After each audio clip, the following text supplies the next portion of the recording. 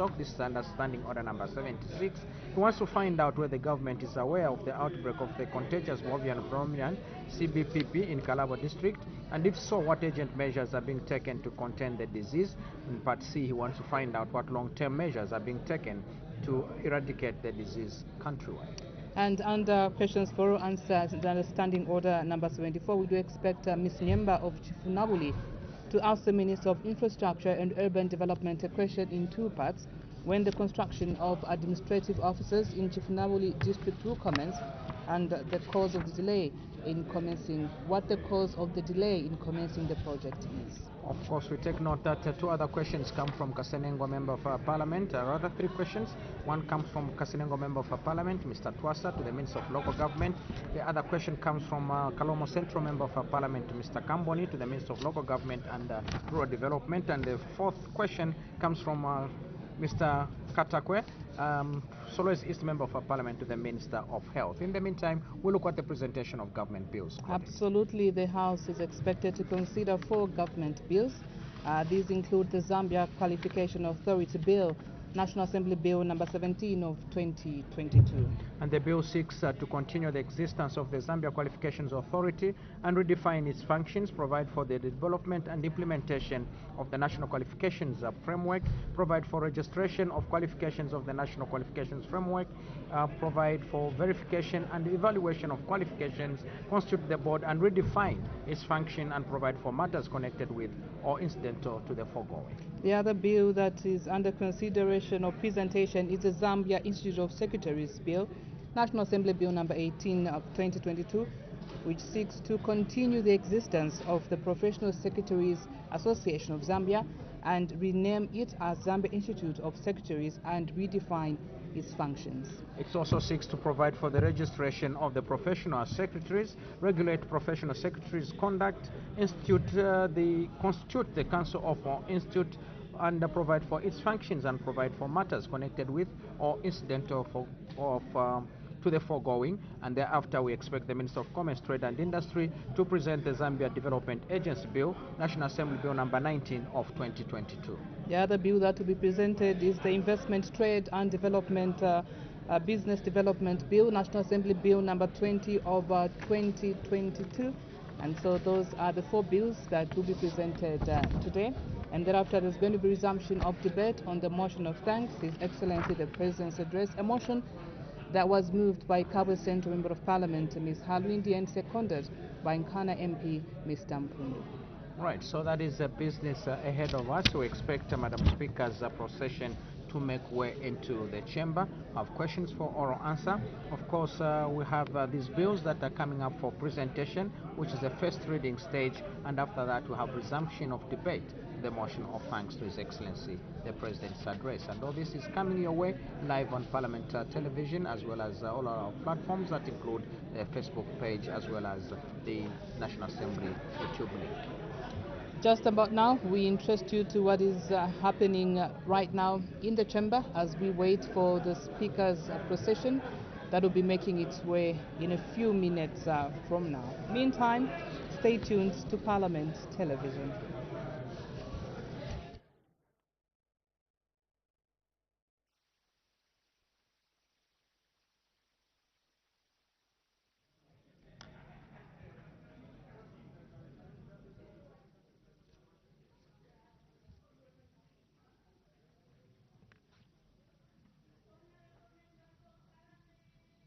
Madam Speaker.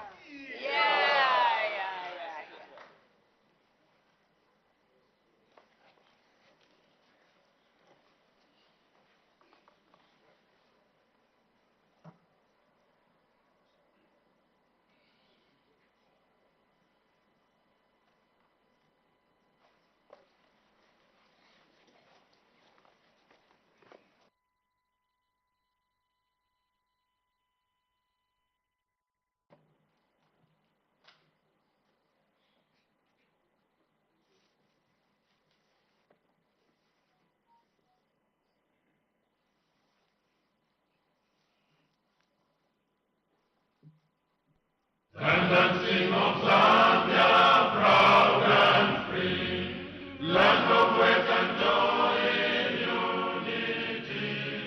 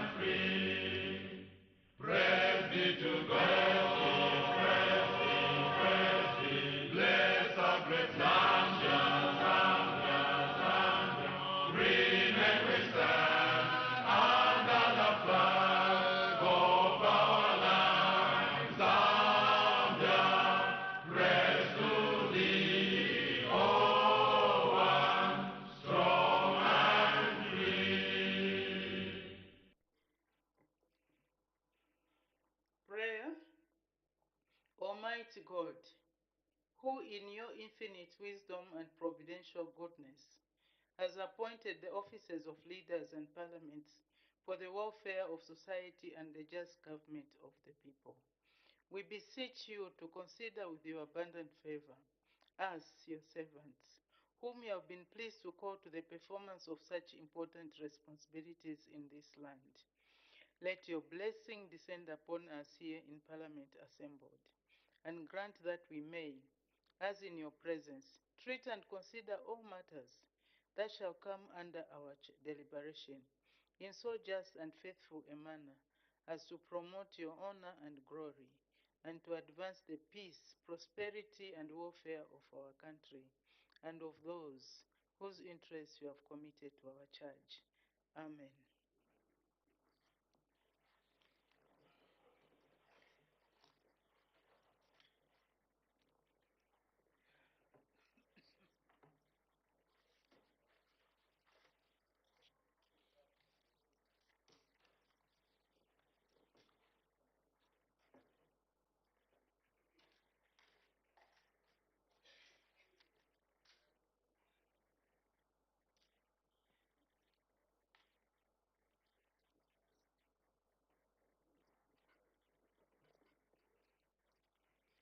Honorable members, I have two announcements to make.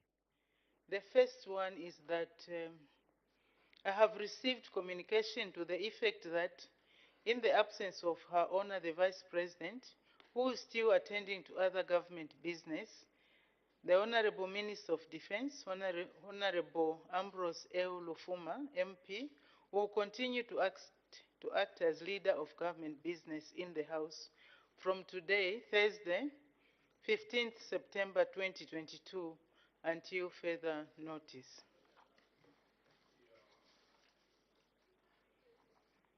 I'm sure he will join us soon. The next announcement is with regard to the continued announcement by myself on the composition of standing orders committees for the second session of the 13th National Assembly. In accordance with Article 80 of the Constitution of Zambia, Cap 1 of the Laws of Zambia, and Standing Order number 165 of the National Assembly of Zambia Standing Orders 2021, the Standing Orders Committee has appointed members of Parliament to various standing committees for the second session of the 13th National Assembly as follows. Committee on Health, Community Development and Social Services. Dr. C.K. Kalila, MP. Mrs. M. Nakaponda, MP. Mr. L. Chivombwe, MP. Mr. L. Mwene, MP. Mr. M. Sampa, MP. Mr. P. Chala, MP. Mr. M. Chinkuli, MP. Mr. J. S. Munsanje, MP. Mr. H. Maveta, MP. Dr. A. D. Mwanza, MP. Committee on Legal Affairs, Human Rights and Governance. Mrs. T. E. Lungu, MP. Mr. C. Miyutu, MP. Mr. G. K. Chisanga, MP. Mr. J. E. Banda, MP. Mr. L. Hamwata, MP. Mr. A. M. Kasandwe, MP. Mr. C. Andeleki, MP. Mr. E. Singombe, MP. Mr. M. Chinkuli, MP. Mr. M. F.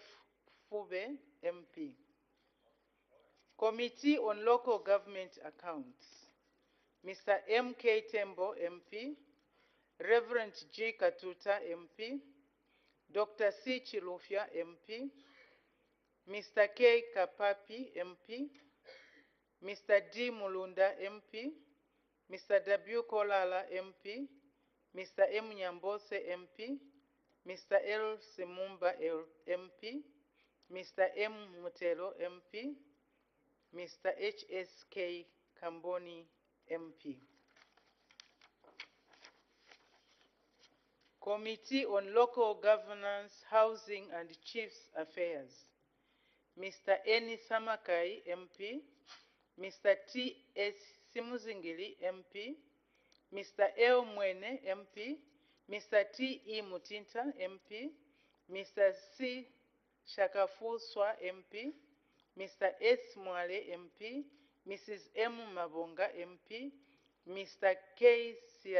Siachisumo, MP, Mr. R. M. Mutale, MP, Mr. Menyanizulu, MP. Committee on National Economy, Trade and Labor Matters. Mr. B. Mpundu, MP, Mr. R.K. Chitotela, MP, Mr. M. Kafwaya, MP, Mr. Enis Mutowe, MP, Mr. G.S. Sialubalo, MP, Ms. S.K. Sefulo, MP, Mr. D. Chisopa, MP, Mr. D.M. Mavumba, MP, Mr. E. Kamondo, MP, Mr. M. Muvika, MP. Committee on National Security and Foreign Affairs. Mr. Simpundu, MP, Ms. S. Mwamba, MP, Mr. L.J. Simbao, MP, Brigadier General S.M. Sitwala, MP, retired, Mr. M. Malambo, MP, Mr. S. Lazo, MP, Mr. S. C. Chanda, MP, Mr. P. Twasa, MP, Mr. C. Chibuye, MP, Mr. W. Mulaliki, MP. Committee on Parastatal Bodies. Mr. M. B. Anakoka, MP, Mr. B. Kambita, MP, Ms. J. Nyemba, MP, Mr. A. M. Kasandwe, MP, Mr. V. P. Musumali, MP, Mr. S. Kampiongo, MP, Mr. J. Chibuye, MP, Mr. R. M. Chavinga, MP, Mr. H. Mapani, MP, Ms. M. C. Mazoka, MP. Committee on Cabinet Affairs. Mr. O. M. Amutike, MP, Ms. E. Nashabantu, MP, Mr. D. Mulunda, MP, Mr. C. Shakafuswa, MP, Mr. A. Lubusha, MP, Mr. K. M. Mandandi, MP, Dr. C. K. Kalila, MP, Reverend G. Katuta, MP, Mr. C. Mpundu, MP, Mr. Elias M. Musonda, MP. Committee on Transport, Works and Supply. Mr. Eni Samakai, MP, Mr. M. Simushi, MP, Mr. F.R. Kapyanga, MP, Dr. K.T. Chewe, MP, Mr. J.S. Musanje, MP, Mr. G.S. Sialubalo, MP, Mr. M. Muvika, MP, Ms. T.E. Lungu, MP, Mr. S.C. Chanda, MP, Mr. Emmanuel M. Musonda, MP. Committee on National Guidance and Gender Matters. Ms. M.C. Chonya, MP, Mr. E. Banda, MP, Mr. J. Mulevwa, MP, Ms. B. Nyirenda, MP, Mr. M. Lungu, MP, Mr. S. Mwale, MP, Mr. A. Katakwe, MP, Mr. H.S.K. Kamboni, MP, Ms. J. Savao, MP. There's a vacancy there pending the results of the elections in Kavushi and Kwacha. Committee on Sport, Youth and Child Matters.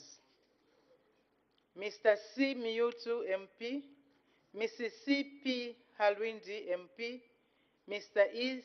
Singombe, MP, Mr. P. Kalobo, MP, Mr. J. K. Kandafula, MP, Mr. S. Mushanga, MP, Mr. M. Mutelo, MP, Mr. A. Banda, MP, Mr. MJZ Katambo, MP, Mr. G. Mwila, MP. I have now completed announcing the composition of all the committees.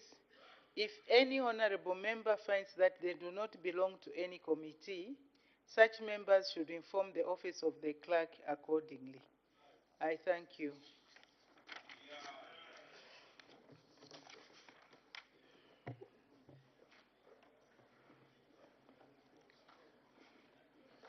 Matters of urgent public importance. The Honorable Member for Petauke Central.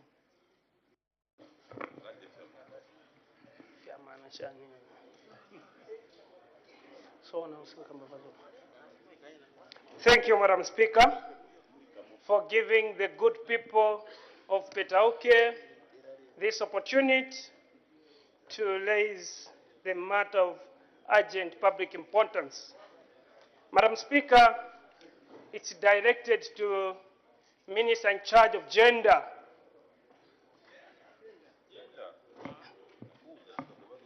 The Minister in charge of Ministry under Gender.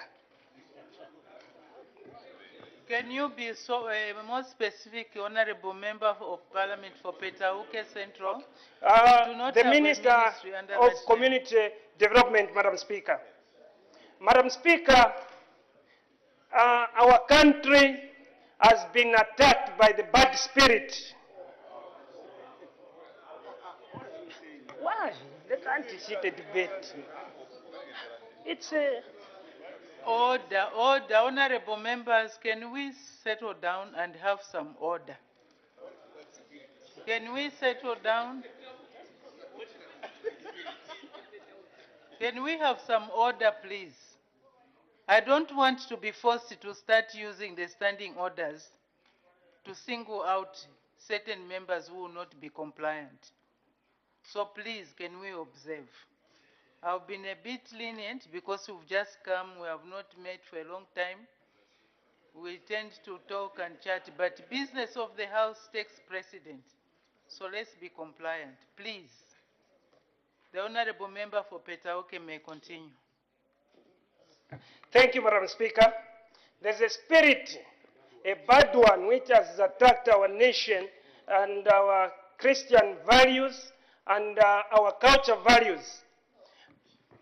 Madam Speaker, recently we have seen different genders pretending to be different genders. For example, we have seen a lot of men pretending and wearing everything like women.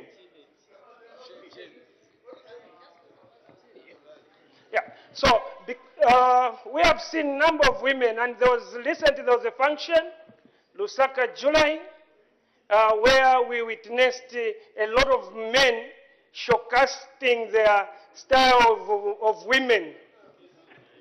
Showcasing, yes. Why don't you disturb me? Order, honorable members, if you want to joke over this issue, we can go to the next item. I can deal away with this matter of urgent public importance because it appears it's not important anymore. If we are going to make fun of the whole process, then maybe we might go to other important issues. So this is my final warning now. The Honorable Member for Petauke, proceed. Yes, thank you, Madam Speaker, for your guidance. I'm sure they want just to disturb me. Madam Speaker, we saw there was a function, Lusaka, July, where a lot of men were showcasing their bodies to be women. And the whole country is looking up to us here to protect the Christian values and to protect our culture. Madam Speaker, a lot of garden boys, bartenders, they are living in fear. And the school-going children, they are learning in fear. We saw an incident in Chongwe, school where young boys were sodomized. We saw in Chirirawambwe, a bar attendant was sodomized. We saw another one in Rilai, a garden boy was sodomized. And amongst those pupils who were sodomized in Chongwe, Madam Speaker, one of them even wanted to commit suicide. Now, Madam Speaker, I'm asking you to give a guidance through the Minister of Community development so that they can help the country to protect our values. Thank you, Madam Speaker. Thank you. Maybe I can deal with that immediately. Honorable Member for Petauke, the matter that you've raised is important, but however, it does not meet the criteria under Standing Order 134 and 135. My advice to you is please put in a question, an urgent question, which can be directed to the minister, and the minister will be able to answer that question. The Honorable Member for Nkana. Madam Speaker, my matter of urgent public importance was in the same line, except I wanted to draw in the Minister of Home Affairs. Just like you have ruled, Madam Speaker, I was of the different view that the incidences happening, particularly of sodomy, our children are living in fear.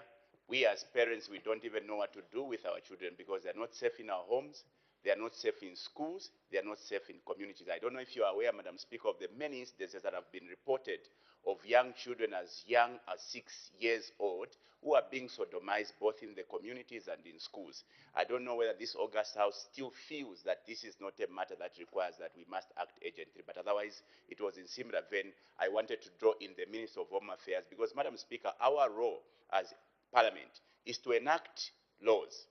The role of central government is to enforce those laws, and particularly the Ministry of Home Affairs, under whose mandate falls all these other security wings, should have been assuring the nation of protecting the lives of these young children. Today, Madam Speaker, I don't even know where to take our boys to.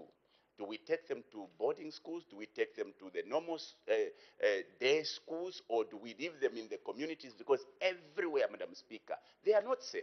I think, Madam Speaker, in all fairness, because the public is looking up to this institution for protection, if you open any media station today, the story is about the sodomy that is going on. And we have pretended for a very long time. We've been quiet. In fact, the quietness is deafening, Madam Speaker. One would have thought that maybe we should act. And through the Minister of Home Affairs, we are looking for protection. Should we be carrying our children for work? Or we can be assured by the Minister of Home Affairs that the security wings under his responsibilities are going to protect our young boys who are being sodomized from the age of 6 years. Madam Speaker, I thought that your indulgence was highly sought on this matter. Thank you.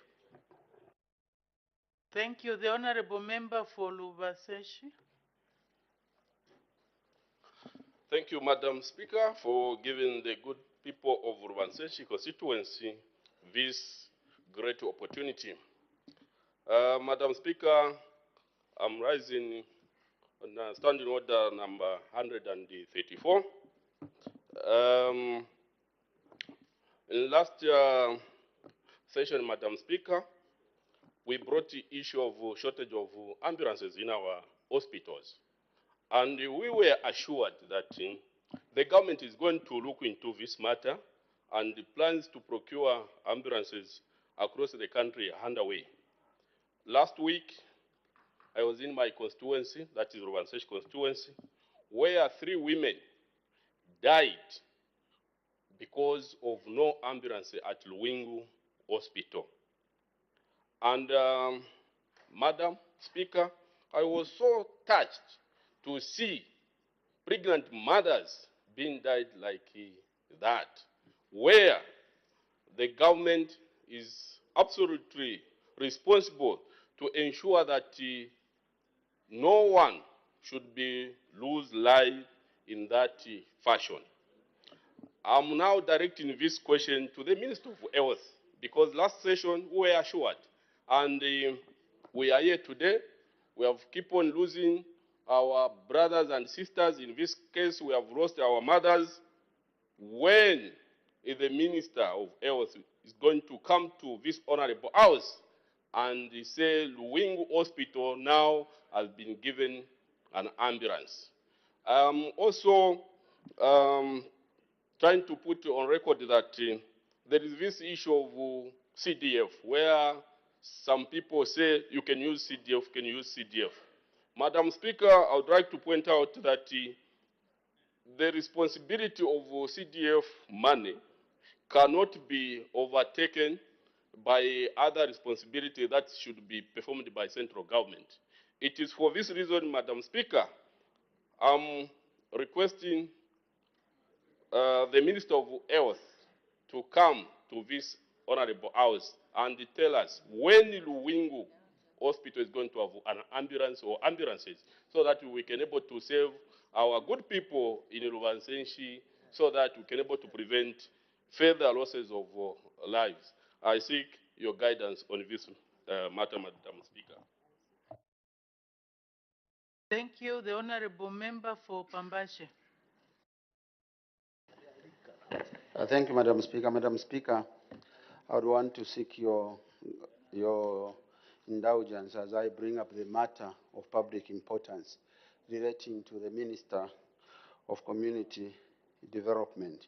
Madam Speaker, the nation during the recess were now washed with what requires the public clarification understanding standing order number 135 on admissibility. And I want to quote, Madam, if the matter is of a recent occurrence, it does not relate to the general state of the affairs, it involves the administrative and ministerial responsibility of government. This is where I anchor my statement. Zambia was brought to the hosh of the motorcycle costing 130,000 kwacha procured by the Ministry of Community Development and Social Services. Madam Speaker, the nation received contradictory statements both from the government through the director responsible in the Ministry for Information and Media.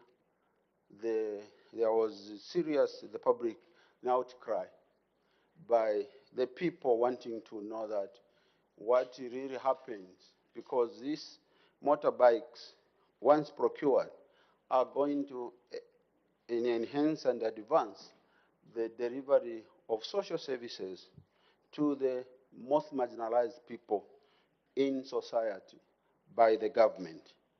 Therefore, I seek your indulgence, Madam Speaker, whether it is appropriate for the ministry responsible for community development not to update the Zambian people through you and through this August House on what really transpired and where we are in terms of the procurement of the motorcycle at a whipping price of 130,000 kwacha. One, I seek your guidance, Madam Speaker. Thank you. Thank you. Let me start with the Honorable Member for Nkana and maybe go back to the Honorable Member for Petauke Central.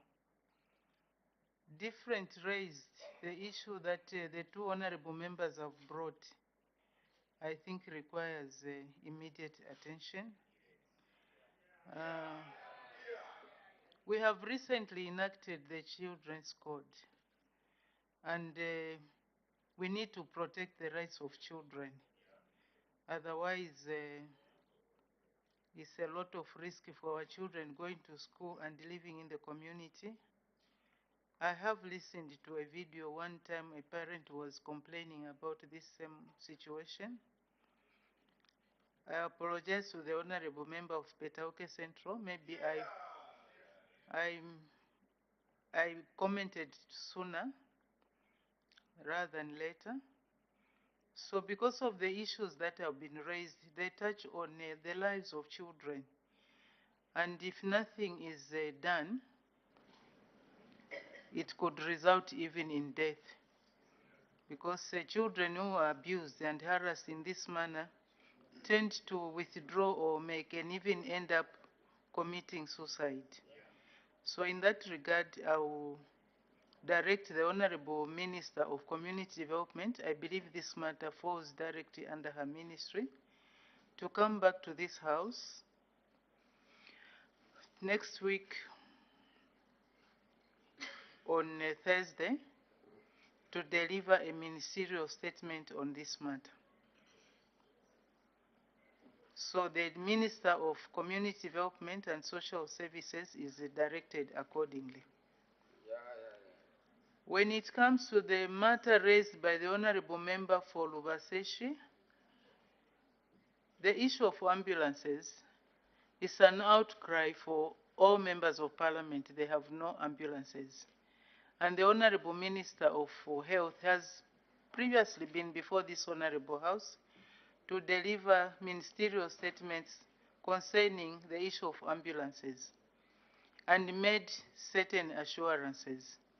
Since assurances were made, I believe the Honorable Member for Lubaseshi can follow up on those government assurances that have been made so that through him, the other members of Parliament can also benefit from the response that the Honorable Member will get.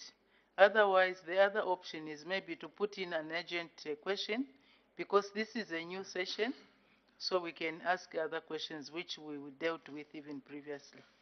So I believe it's better to either put in an urgent question or follow it up with the Committee on Government Assurances.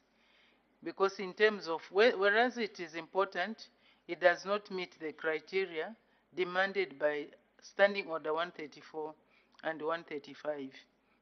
There is no catastrophe that will result if today or tomorrow a ministerial statement is not delivered. The idea of bringing issues before this Honorable House is so that solutions can be found immediately, and those matters that require urgent attention can be attended to immediately.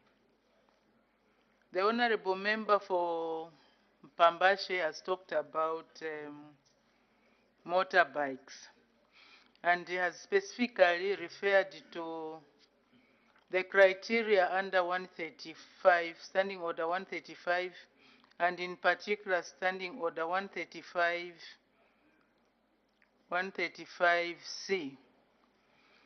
My guidance to the Honorable Member for Pambashe is the criteria stated in 135, all the criteria from A, B, C, D up to E should be met for a matter to qualify to be raised as a matter of urgent public importance.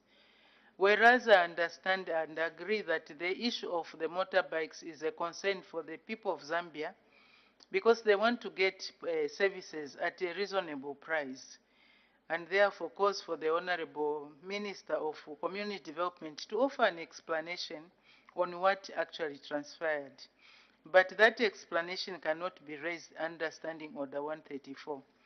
I'll therefore request Honorable or guide the Honorable Member for Pambashe to put in an urgent question, and then the Minister can still come to this Honorable House and provide answers to those questions.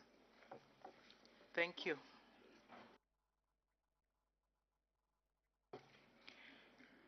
We can make progress. Question for oral answer under Standing Order 76.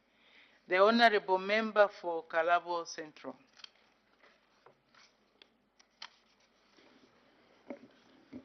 Thank you, Madam Speaker. Question number 14. The Honorable Minister of Fisheries and Livestock.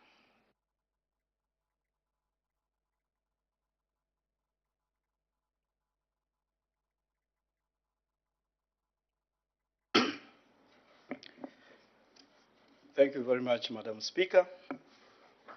The Honorable Member for Kalabo Central is asking a question, the Ministry of Fisheries and Livestock, in three parts. Whether the government is aware of the outbreak of contagious bovine pleural pneumonia, CBPP, in Kalabo District. In part B, if so, what urgent measures are taken to contain the disease?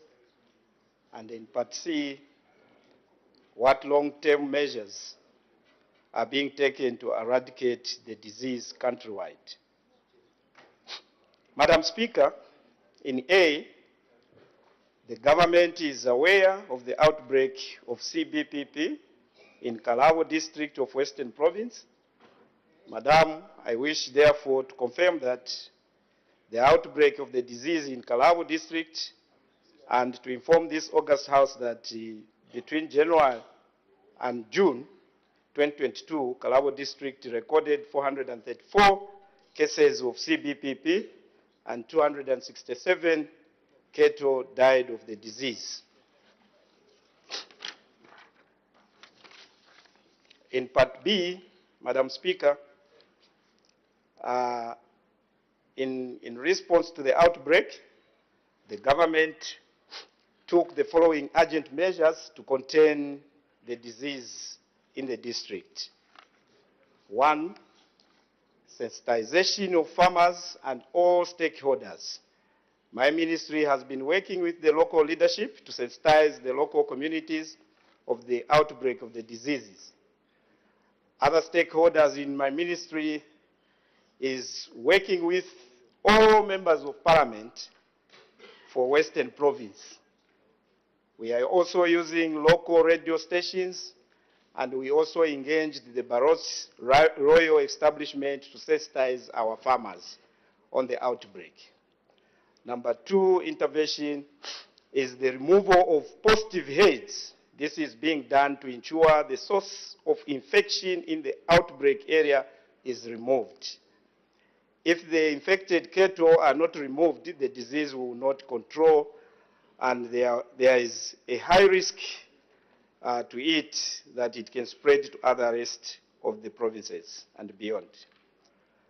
So far, 398 in contact cattle were slaughtered through abattoirs in Mongu and Limulunga. Madam Speaker, intervention number 3, movement controls. My ministry has intensified movement controls through mobile patrols to curb illegal movement of animals.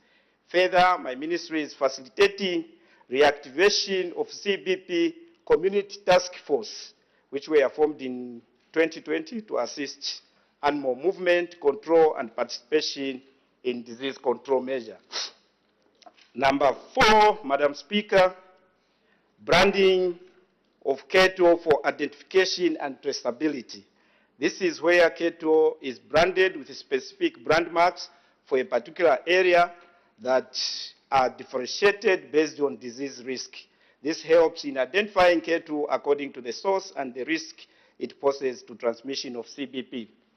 So far, about 37,500 cattle have been branded with the zonal brand mark for Kalau, which is the A3A. Number 5, surveillance, Madam Speaker, has been intensified to make sure that any disease spread is quickly detected and removed as quickly as possible.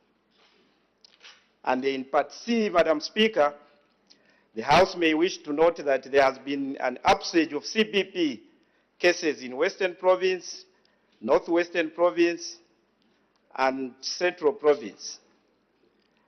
The disease has been reported in 19 districts, 13 being in Western and 6 in Northwestern Province. Our reports indicate that there has been a total of 1,466 CBP cases from January to date, and 742 cattle have been died of the disease.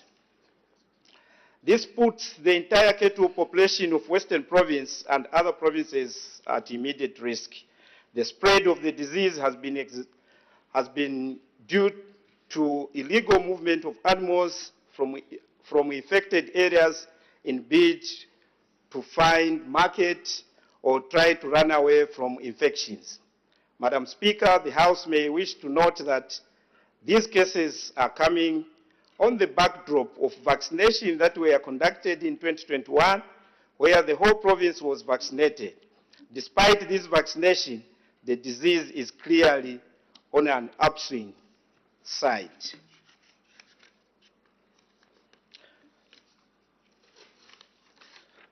Madam Speaker, This shows that ineffectiveness of relying on vaccination alone as the major CBP control tool.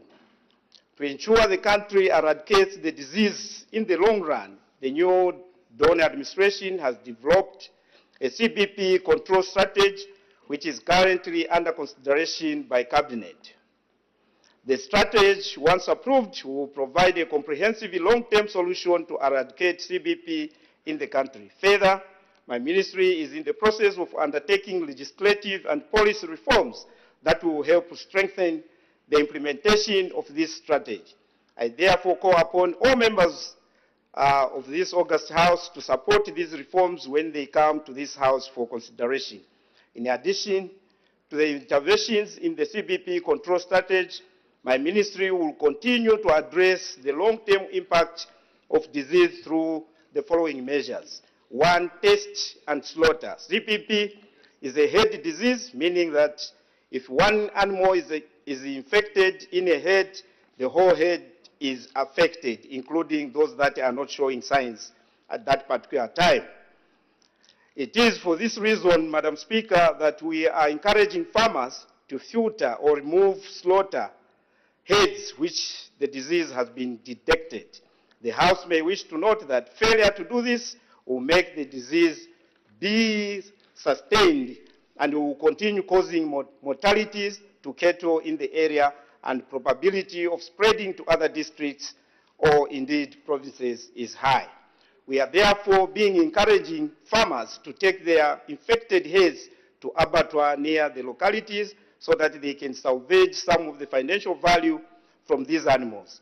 CBP is not a zoonotic, meaning cannot be spread from an animal to human beings, and mainly affects the lungs which are removed at the meat inspections. My ministry has negotiated with all abattoirs to buy off these carcasses at prevailing market prices that they should be paying the farmers expeditiously. Number 2, enhancing diagnostic capacities of laboratories in provinces to facilitate early detection of infection. Head monitoring and clinical examination is being enhanced in all districts in order to quickly detect the disease. Abattoir surveillance through meat inspection is also being enhanced at all slaughter facilities in order to identify diseased cattle and facilitate traceback to the source. Number 3, enhancing stakeholder sensitization. My ministry will continue with the public sensitization on the disease through community radios, farmers, stakeholders meetings, and extension messages, brochures, and leaflets. In many areas, use of the community CBP task force where they have been established has also greatly assisted in community awareness. We are also engaging local leadership like the honorable members, like the honorable member himself and other members of parliament in affected areas, councillors and other political leaders to sensitize farmers in their constituents on the disease and to follow prescribed procedures in the cattle movement and trade of livestock. Madam Speaker, it is my earnest appeal to you, honorable members, to work closely with the new Dawn administration, sensitizing members of your constituents on CBP. And fourth, Madam Speaker, strengthen animal identification and traceability. The ministry has developed a robust animal identification traceability system that will help in disease control and public health.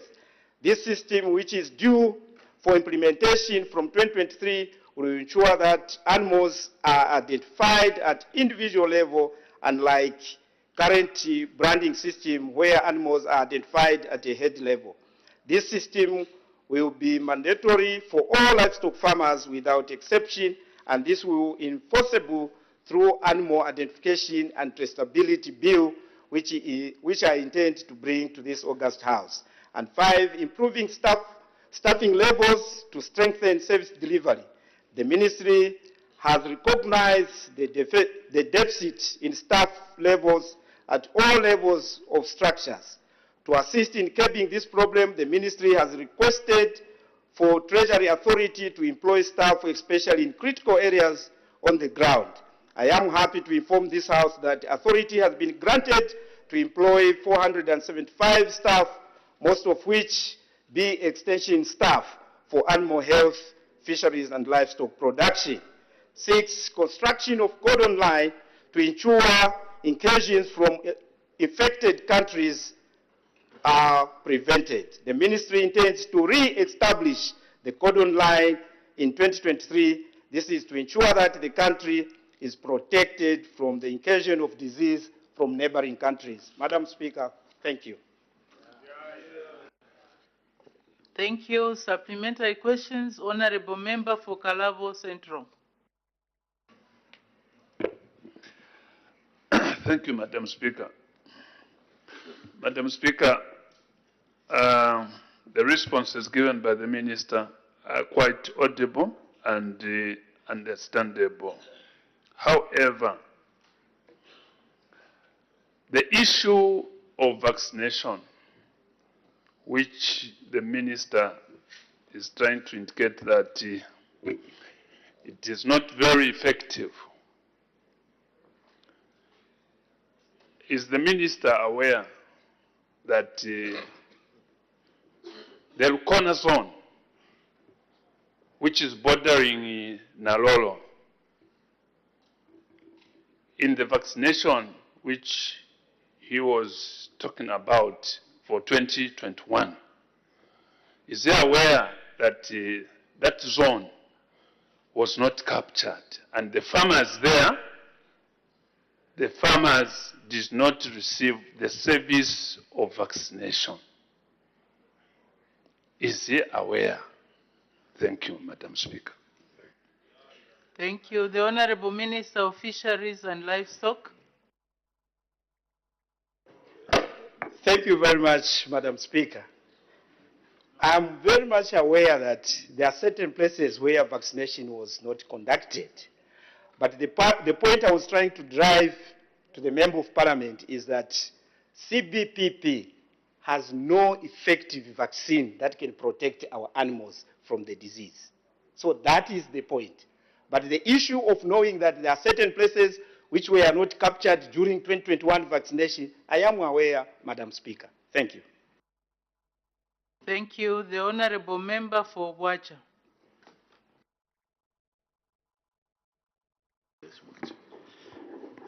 Thank you very much, Madam Speaker, for according me an opportunity to ask a follow-up question on this very important subject. And Madam Speaker, through you, I know the disease outbreak, the prevalent area is Kalabo, but the minister, as he was answering the question posed by the Member of Parliament for Kalabo, stated that the outbreak of the disease is also prevalent in Northwestern Province and also Central Province. With your indulgence, Madam Speaker, I would want the Minister to indicate in Central Province, especially to the farmers, for Central Province, it has 11 districts.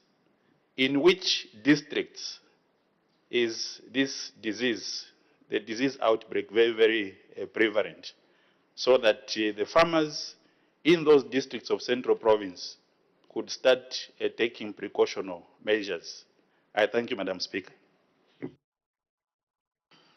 Thank you. The Honorable Minister of Fisheries and Livestock.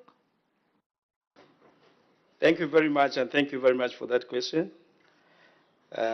Madam Speaker, in Central Province, we have CBP cases in Chivombo district, where we have been affected by almost 52 farms that have been affected in that district. And our staff are on the ground putting interventions to make sure that the disease does not spread in the entire province. So, Honorable Member, We are on top of things in Central Province. In particular, Zambia and Chivombo are the areas where we have identified farms that are positive. Thank you, Madam Speaker. Thank you. The Honorable Member for Kanchivia.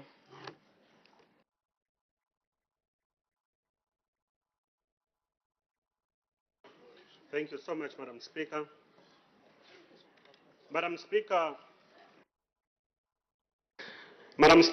one of the reasons why we look for best practices is so as to ensure that we are not doing the same things over and over again and expecting different results. Botswana was faced with the problem of CBPP in the 1996. And Botswana went with a very pragmatic approach, stamping out 320,000 animals, compensating the farmers and providing, of course, different compensation options for the farmers. 2 years later, 1998, the World Health on Animal Health declared Botswana CBPP free. What lessons or what best practices is the government drawing from countries within the region like Botswana, which has done very well in terms of livestock and managed to penetrate the European market? Otherwise, failure to learn from best practices, Madam Speaker, the whole song of us maximizing on the regional market and the continental market will just become a song we'll sing from one generation to the other. I submit, Madam Speaker.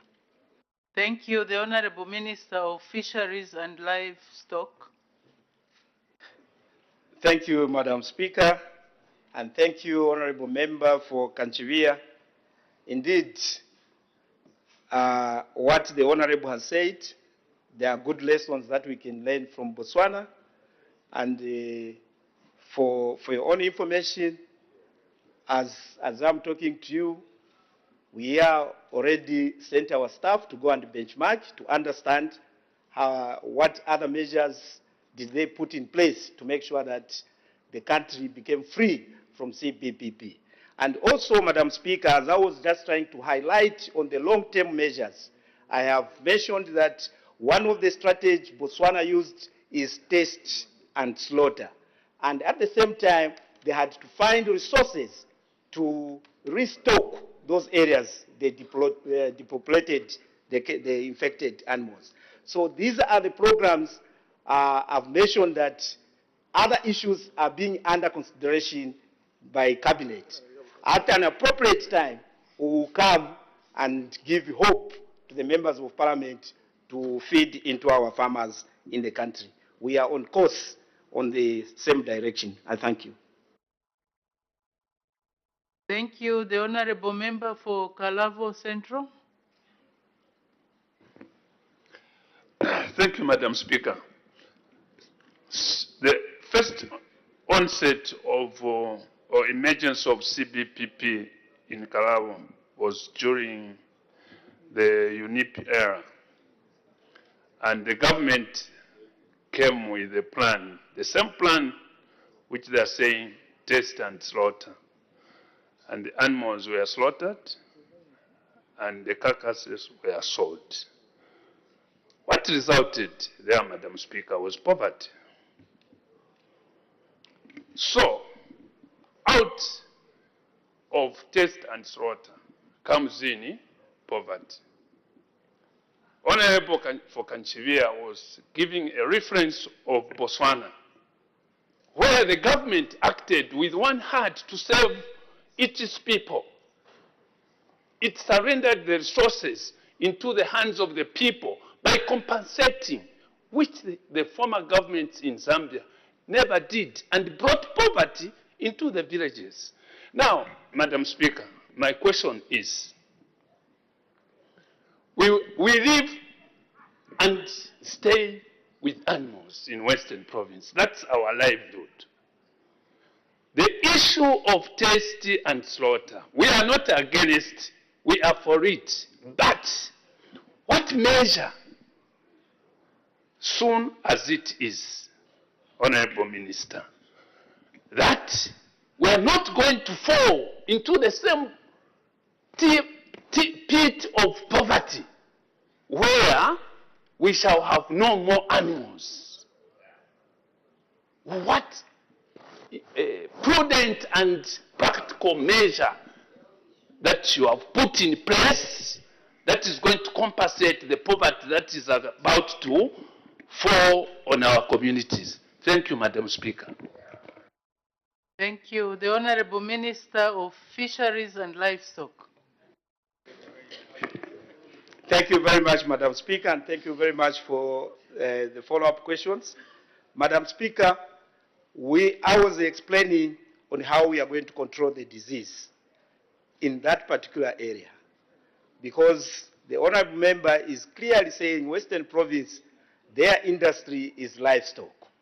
And this is a listening government. The first thing we are doing is to make sure that we put measures to eradicate the disease. Yeah. That is the measure the government has decided to put in Western Province so that we can bring back the livestock sector the way it used to be in the past. So this government is a listening government, and we know we are not going to leave Western Province or other areas where we are going to do test and slaughter just like that. That's why you heard from Honorable Member of Kachiwia saying that what lessons have you learned from Botswana, how they control the CBP. So here is the question of resources. We are going to look for resources to help our farmers be supported. That is the program which is there. So this is a listening government. We are just putting measures to control the disease. Then and thereafter, this government will look for resources to see how we are going to do the restocking program that we have been mentioning in this house. The restocking program is there. That's the vision of the New Dawn administration. So I want to assure you that going forward, the issue is to make sure that we eradicate the disease, which is very, very dangerous for our livestock in this country, across the country, not only Kalabo. So I want to assure the honorable member that this government is working around the clock to find resources to help our farmers. I thank you. Thank you. The honorable member for Zambezi East. Thank you very much, Madam Speaker, for the opportunity. Madam Speaker, as the Honorable Minister was explaining in answering the question that was raised by the Honorable Member for Kalabo, I was following his explanation. And I think what came out very clearly in that explanation is the challenge that we seem to have in terms of human resource to support the programs that the government has put in place, especially the immunization that was planned, which the Honorable Member is lamenting that some areas were not covered. And this is very similar to parts of Northwestern, and especially that I border, my constituency borders Western Province. There are 3 constituencies, I think 2 constituencies bordering Western Province. The situation is the same. There is no staff. What didn't come out very clearly, which is of concern to most of us as MPs, is the strategy that the New Dawn administration has in dealing with both the prevention of the diseases in the absence of human resource that are domiciled in those areas affected, and how they will actually roll out the whole program, which we will all understand. Do you have any strategy that you would probably come to this house to explain to the members so that we are at the same page and know what the New Dawn administration is planning to do in dealing with a problem like the one in Kalabo? I thank you, Madam Speaker. Thank you. The Honorable Minister of Fisheries and Livestock. Thank you very much, Madam Speaker. And thank you very much, Honorable Member, for that follow-up question. I think, as I was explaining here, is that the new Dawn administration has a strategy to make sure that diseases are brought under control. In my submission, Madam Speaker, I stated clearly that we have been granted Treasury authority to recruit extension officers. That's what I said. And I have said we are going to recruit 475 extension service officers who are going to help us to roll out these programs. And as we are talking now, we are saying that the few staffs that we have are in the field, especially in the areas that we have already identified that they have been affected. Our staff are already there, despite the fact that they are not enough, but we have put programs that these few staff are doing right up now. And to support that, I have assured the House that the ministry is going to recruit extension officers, totaling to 475. I think that is an indication that this ministry will not be the same going forward, because we are just laying the foundation. Thank you. Thank you. The Honorable Member for Chengi.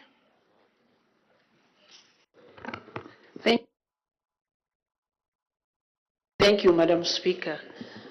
Madam Speaker, I've listened to the Minister talking about the strategy. I think we are all interested in how to curb this disease.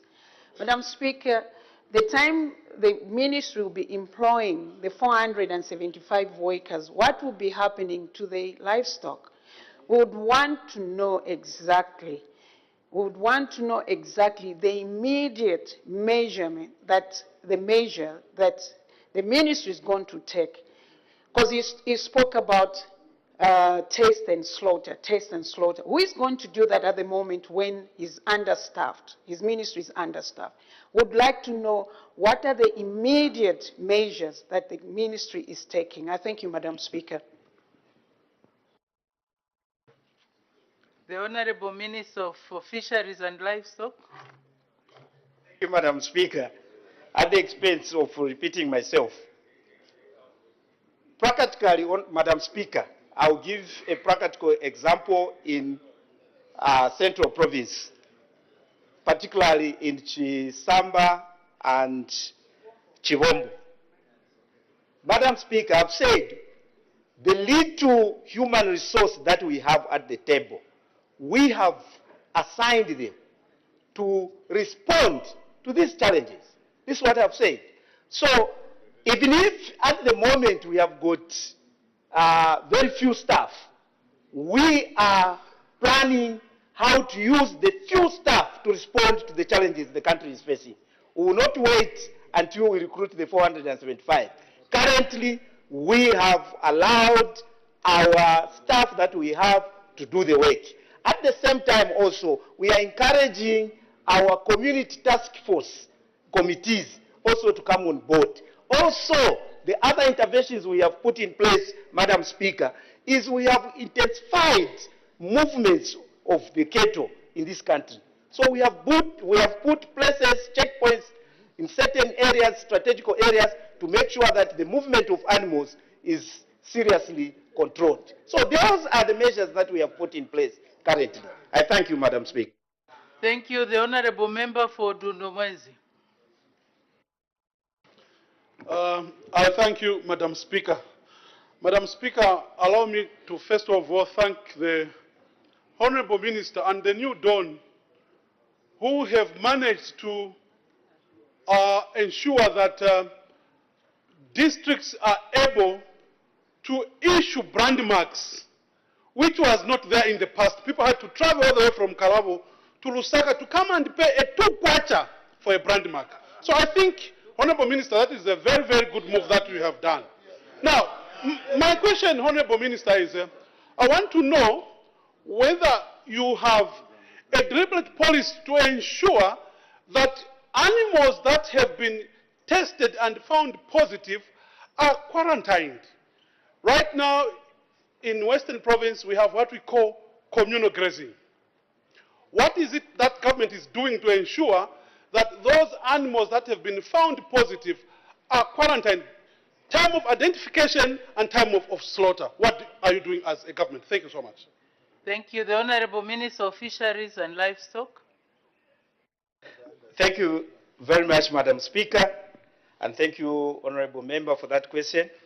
Indeed, when a herd have been identified as positive, our staff are providing procedures and guidance on how to manage the positive heads. And that's why it is not taking actually time. From the time we quickly discover that this head is positive, we put in place measures to make sure that we facilitate our farmers for slaughter, to make sure that the disease does not spread to other animals. So that is the best we are doing, Madam Speaker. We are making sure that our officers immediately, they identify, they help our farmers to understand. And this is also the issue of sensitizing. That's why I've said that we are helping each other to make sure that this disease is brought under control. Because some of the things, people, they do them due to lack of information. So we are doing our best to make sure that people are given the right information and make sure that the movement of the positive heads are controlled by our staff. Thank you, Madam Speaker. Thank you. The Honorable Member for Ron.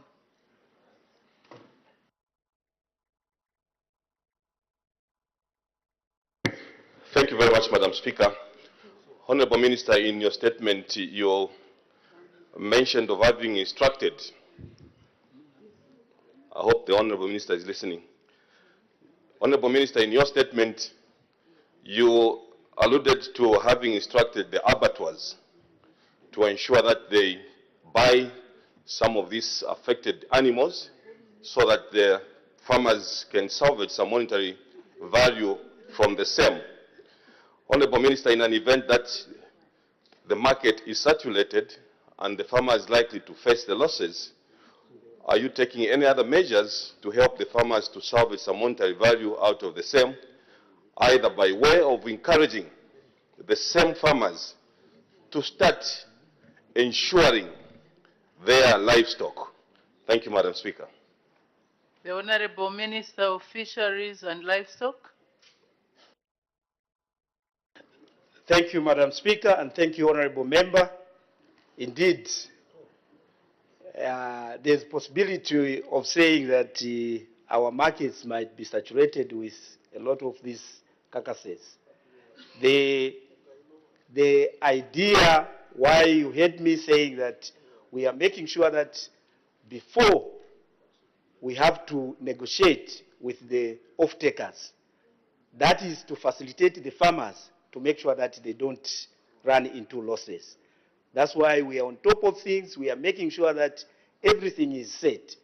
And also, like you have mentioned, we, Madam Speaker, as a ministry, we are encouraging our farmers to start venturing into insuring their livestock. Livestock insurance is one of the measures that we are encouraging the farmers to start insuring their animals. And because that is also one way of protecting a farmer from making serious losses. I thank you, Madam Speaker. Thank you. The Honorable Member for Chinsali. Thank you, Madam Speaker. I do sympathize with the Honorable Member for Kalabo and all the farmers who have animals that have been affected by this highly contagious CBP. Honorable Minister, in your response regarding the issue of compensation and how to help out those farmers who are losing animals from this disease, you indicated that the government is conducting a restocking exercise.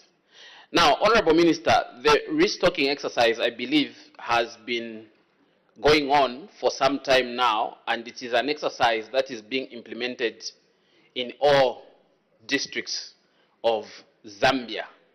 I would like to find out if you are making a deliberate effort to ensure that those districts which have been affected, like Kalawo, by this CBP, are given priority in this restocking exercise, and also would like to know if we have sufficient money remaining on the budget for the restocking exercise.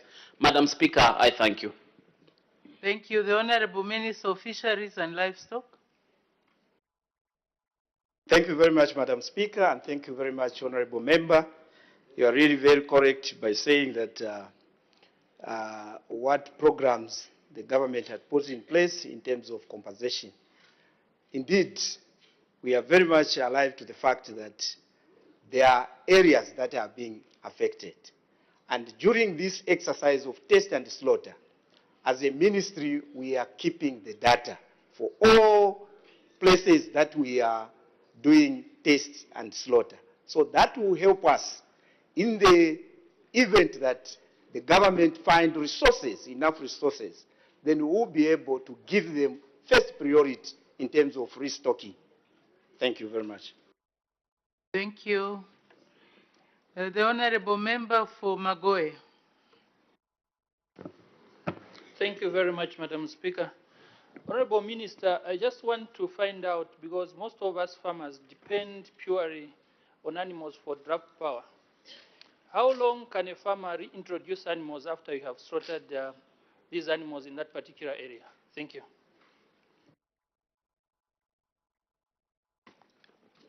The Honorable Minister of Fisheries and Livestock, I hope you got the question.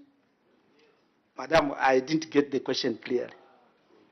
Neither did I. The Honorable Member can repeat the question.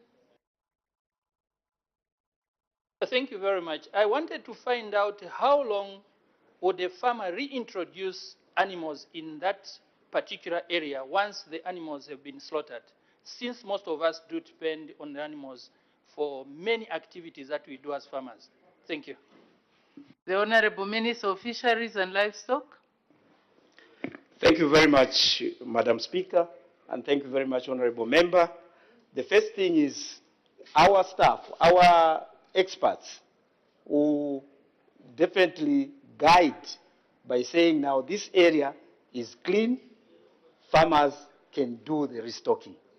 So that depends on how that particular area responds to the procedures and the way the activity is being taken in that particular area. So it also just depends on how the response comes from the farmers.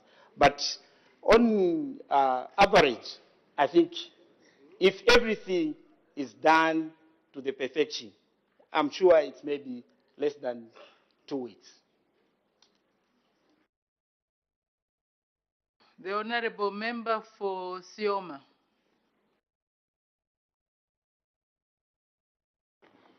Thank you very much, Madam Speaker. Honorable Minister, when we talk of cattle, what comes in our mind in Western Province is wealth. And then when you talk about slaughtering cattle, you really injure us a lot. Honorable Minister, I stand to be corrected, but I want to believe that CBPP has been in existence in our area for over 100 years now, or maybe 80 years. Yeah. And that over the years, the only solution that you have brought to our doorsteps is to kill our animals. We've had the situations for human pandemics. We've had HIV, the recent coronavirus. We've never had issues of people being quarantined so that people can be killed. Researchers in these fields for human medicine have done a commendable job to find cures for these diseases. Why is it so difficult for researchers in your department or in your ministry to do research and come up with medicine for CBPP? Don't you think they are trying to use this as a cash-making venture? Honorable Minister, I submit. The Honorable Minister of Fisheries and Livestock. Thank you very much, Madam Speaker, and thank you very much for that follow-up question. Madam Speaker, CBP has no vaccine. Whether we take 3 hours debating on this matter, the fact is CBP has no vaccine to protect our animals. The researchers have not yet recommended to us that this is the vaccine which can help our animals. So the only measures that we can protect our animal is to remove the positive heads. So that is the measure which is recognized. I'm sure you heard from the honorable member from Kanchivia, Botswana, which has got a very big manufacturing plant for vaccine.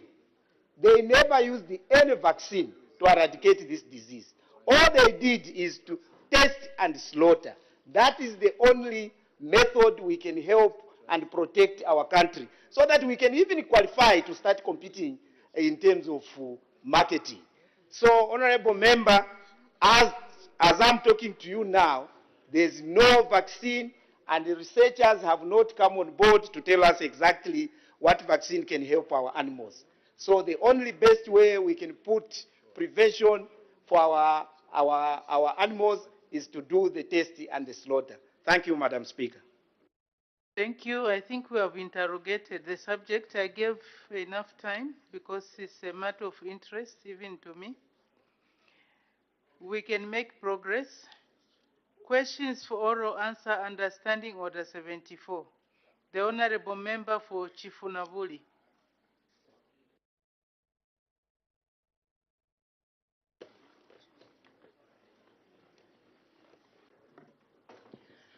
Thank you, Madam Speaker. Question number 15. The Honorable Minister of Infrastructure, Housing and Urban Development. Thank you, Madam Speaker. The Honorable Member for Chifunavuli, Honorable Nyemba, is asking the Ministry of Infrastructure, Housing and Urban Development two questions. The first one is when the construction of district administrative offices in Chifunavuli district will commence. The second one is what the cause of the delay is in commencing is. The delay in commencing is. The answer to the first one is the construction of the district administrative office block in Chifunavuli district will commence once funds for the project are made available. B, the cause of the delay in commencing the project is due to inadequate budget allocation to infrastructure projects. Thank you, Madam Speaker. Thank you. Supplementary questions? The Honorable Member for Chifunavuli, do you have any?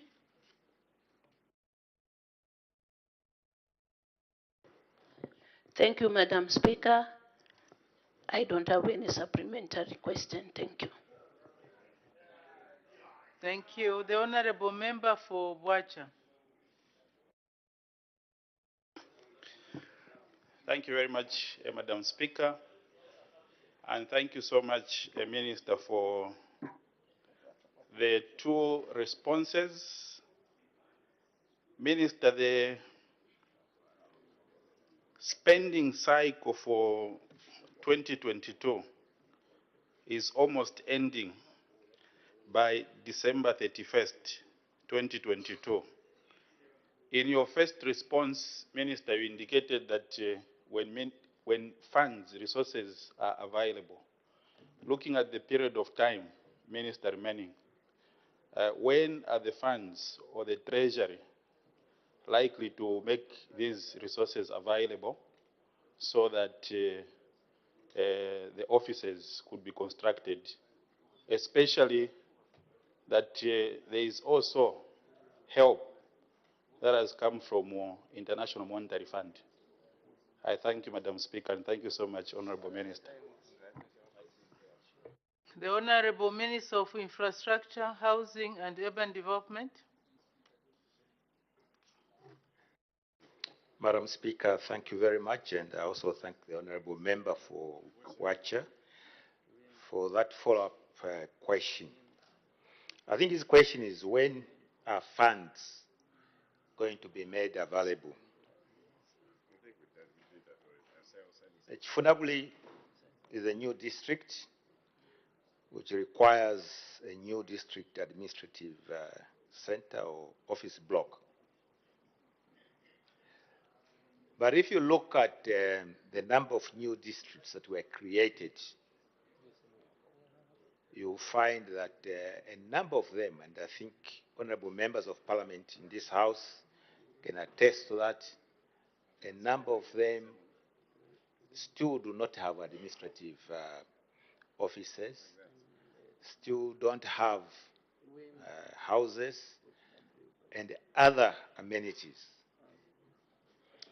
The reason for that is the shortage of funds. The budget that we have had over the years, not only in 2022, which is the current year in which we are operating, but also in previous years, have been inadequate to cover all the necessary expenditures, let alone this extra burden that was placed upon the budget in terms of new infrastructure projects that were created or made necessary by pronouncements of those in government. Just so that the country through this house is aware of the predicament in which we are in terms of balancing books.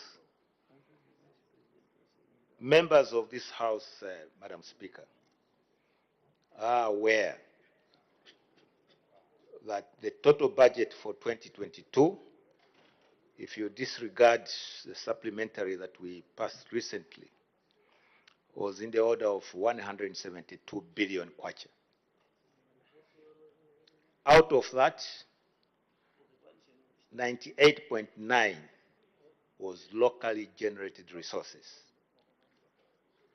The rest, about 22 billion, was to be raised from government instruments, treasury bills, and the government bonds. And the rest, about 45 billion, was to be sourced from outside, from external sources. That total of 98.9 of locally generated reserves, if honorable members look at the yellow books, on the expenditure side, was barely enough to cover two line items only. And that was debt servicing and the public sector emoluments. That's all. This demonstrates the precarious situation in which the country finds itself, and hence the direction which the New Dawn administration has taken to deal with the fundamentals that cause this shortage of resources, and that is debt. We have to get on top of debt, and to get on top of debt, because substantial amounts of that debt came from commercial sources rather than bilateral or multilateral. It is necessary to have institutions behind government that are trusted by our lenders. And that is why a lot of time was spent discussing and finalizing the deal with the IMF. So that opened the door now to substantive discussions with the lenders. And ultimately, this New Dawn administration will resolve the issue of debt. Now, the honorable member made reference to the amount that was obtained from the IMF, that has been obtained from the IMF, which is $1.3 billion over a 38-month period. Whether that sort of money cannot be allocated to the construction of this particular administrative block. That money has also been allocated to two functions within the budget, and that is budget support and also to beef up our reserves. That's all.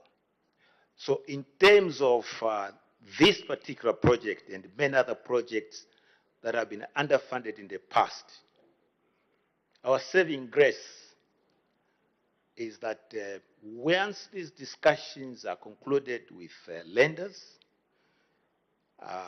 to restructure the debt, to refinance the debt where possible, and to cut down interest repayments on this debt, that will release resources in the treasury that will allow us now to spend money on these projects and the other infrastructural projects.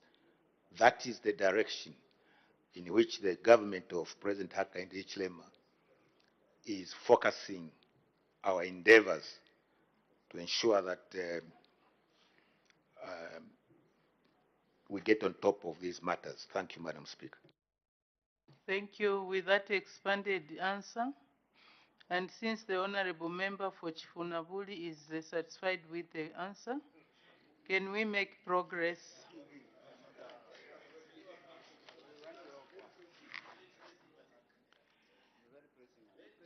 Next question.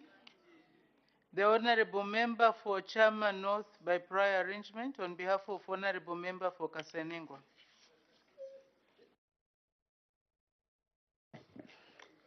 Question number 16, Madam Speaker. The Honorable Minister of Local Government and Rural Development. Thank you, Madam Speaker, and thank you, Honorable Member of Parliament for Chama, for asking the question. Mr. Twasa, the MP for Kansenengwa, is asking the Minister of Local Government at A, why the rehabilitation of Musoro Road in Kansenengwa parliamentary constituency has stalled, at B, when the project will resume, at C, what the total cost of the project is, at D, who the contractor is, and finally, at E, how much money was paid to the contractor as of February 2022. Our response, Madam Speaker. The works at A have stalled due to non-availability of funds as the contractor, Norwood Enterprises Limited, has not been paid part of the works that have already been certified, for reasons that are known by everyone by now in this House. The project will resume as soon as government secures new funds to finance the remaining works. The total cost of the project was 99,336,367 ngwe. At D, like I said earlier on, Madam Speaker, the contractor for this project is Messrs. Norwood Enterprises Limited. So far, at E, Norwood Enterprises Limited has been paid a total sum of 23,062,514.6 ngwe as of February 2022.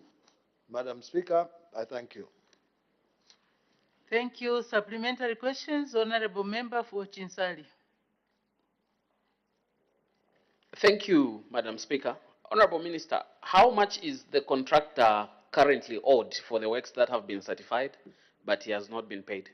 Thank you, Madam Speaker. Thank you. The Honorable Minister of Local Government and Rural Development. I am afraid to say that this was not part of the question, but I can quickly check for you before end of the day. I can give you the amount. Suffice to mention that this 23 million kwacha was a down payment, as a matter of fact. Thank you. The Honorable Member for Chama North. Thank you, Madam Speaker. Just want to find out from the Minister, since he is saying that until funds are made available, we are just going to 2023. Are you considering making considering the same road under the 2023 budget? Thank you, Madam Speaker. The Honorable Minister of Local Government and Rural Development. Madam Speaker, thank you very much for the opportunity to answer the question from the MP for Chama North. The people of Musoro are extremely deserving, and the connectivity of this road brings people from the furthest point of Musoro into Chipata. Therefore, it must go without any doubt that in our 10-year road sector program, the Musoro Road is definitely on. The situation as it stands, and how I prayed that members would accept what we have said in many ways, more ways than one, that the reason why these roads have been left unattended was because of their party, while in government, over procuring these roads when they knew there was no money to pay these contractors. And the answer, again, is because they were favoring friends, the like-minded people. They were giving them these contracts away from Treasury Authority. I said that yesterday, madam. So I will not be tired to say the same thing. Maybe at one point there will be acceptance of the fact that people did not follow financial regulations that govern budgeting process. Thank you. The Honorable Member for Namwala. Thank you so very much, Madam Speaker. Through you to the Minister, Madam, may I know from the Minister whether when this contract resumes, you will give still the same contractor or you will re-advertise it? I thank you. The Honorable Minister of Local Government and Rural Development. Madam Speaker, let me thank the MP for Namwala for that question. Yesterday, just yesterday, I indicated that 148 contracts have been submitted to the Attorney General's office for advice with a view to discontinue these contracts because they were irregularly awarded.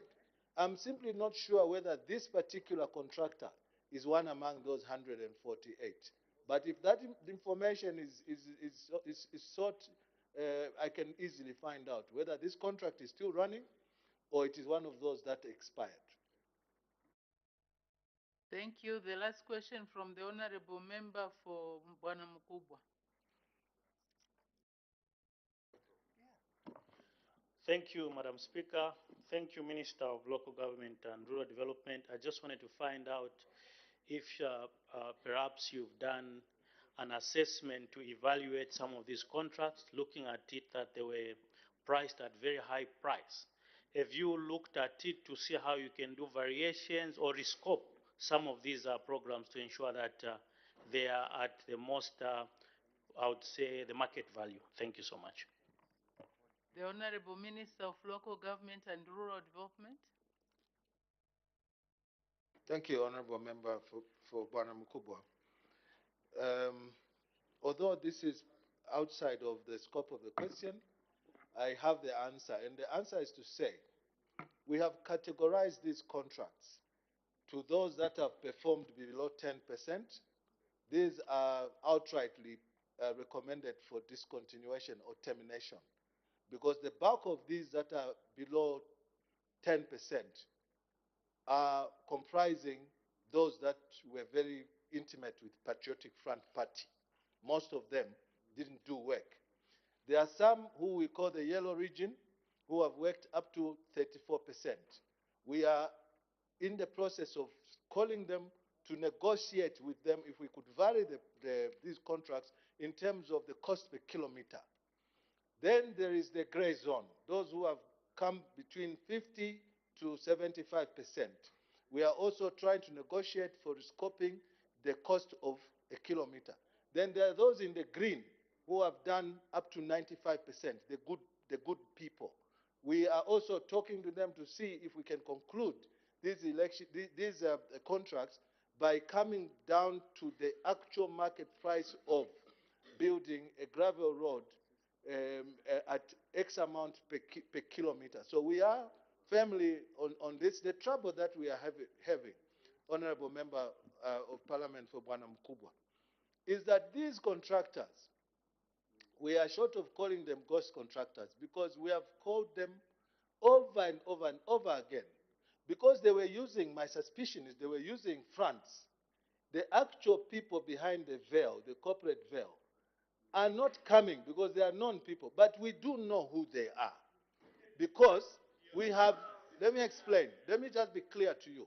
Because we have gone to the NRFA to see who was pushing for payment for these particular contracts. And they are politicians from Patriotic Front. And if you dare me mention their names, if you ask me now, I can easily go ahead. But we have always said that we are gentlemen about this matter. And calm down. Order, order, honorable members. Calm down. Order, order. Order, honorable members, order. Let me answer. We can't debate ourselves. So please don't mention the names. I get your point. I stand guided.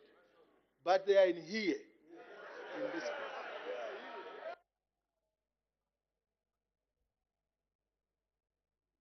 A point of order is being raised by the honorable member for Shuangando. Thank you so much, Madam Speaker. Madam Speaker, the rules of this August House are very clear. And the Honorable Minister on the floor knows that Standing Order 65 requires that when we bring matters on the floor of this August House, they are factual and verifiable. Whereas there is no crime for anyone to be in the construction industry, be it politician or business person. It's now becoming a concern, Madam Speaker, that every time the Honorable Minister of Local Government and Rural Development is dealing with these matters pertaining to roads, he has repeatedly cited members on your left-hand side of bracketly. Can we have some order, honorable members? Can we have some order? Listen to the point of order. Madam Speaker, is the Honorable Minister, in order to continue making these bracket allegations on the members on your left-hand side, when he has got a platform that is provided, Madam Speaker, through you, where he can avail that information which has continued bringing on the floor of this August House. I seek your serious guidance, Madam Speaker, so that this matter can be settled. Thank you.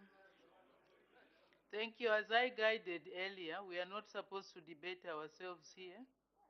So if the Honorable Minister has got the details of who did what, I'm sure there are other agencies which can deal with that matter.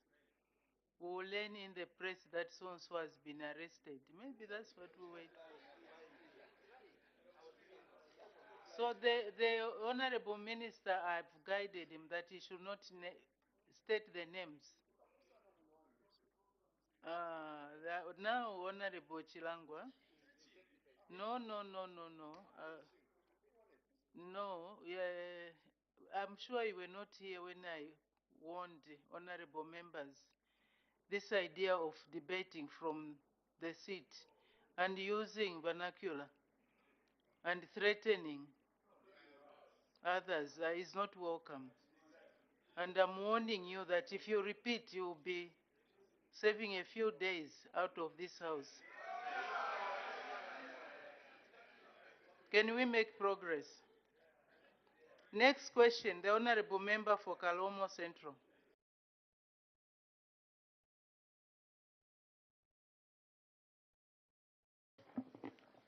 Thank you very much. Question number 17. Thank you.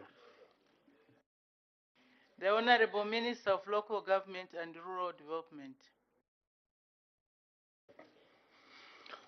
Mr. Harry Kamboni, the Honorable MP for Kalomo Central Constituency, Madam Speaker, is asking the Ministry of Local Government at A, when the construction of township roads in Kalomo district will commence, and at B, what the cause of the delay in commencing the project is. Our response, Madam Speaker. At A, The ministry has not yet set a timeline or time frame for the commencement of the construction of township roads in Kalomo. Excuse me.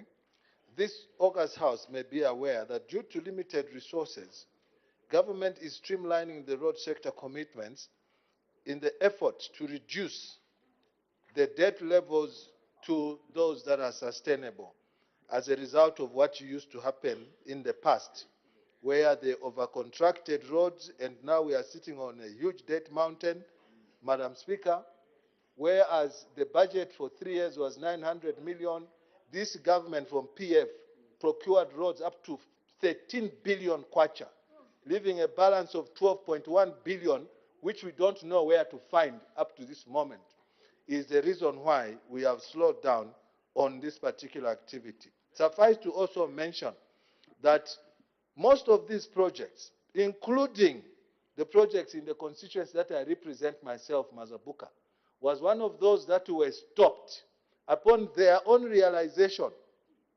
These ones here, that they had overcontracted. Honorable member, let's not point, Honorable Minister, sorry. Let's not point fingers. As I directed earlier on, let's not debate ourselves. If there was any wrongdoing, we know who to report all this. Please, let's stick to the facts and let's not be confrontational. May the Honorable Minister continue. Our government, Madam, initiated the stoppage of every project that was below 80% as a result of their own realization that they had over-procured contracts everywhere, in the Ministry of Education, in the Ministry of Health, in the Ministry of in the Infrastructure Ministry. So at one point they realized that they had stifled the economy to a point where we all couldn't breathe.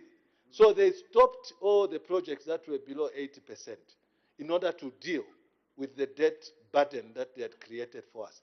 Until such a time, Honorable Member of Parliament for Kalomo, when we demolish this debt mountain that was left by PF, we then can go back and work within the appropriated monies in the budget that this House, this particular House, now with a majority of people who respect budgeting, are going to go back and deal with each district and try to make township roads that are of bituminous standard without stifling the economy.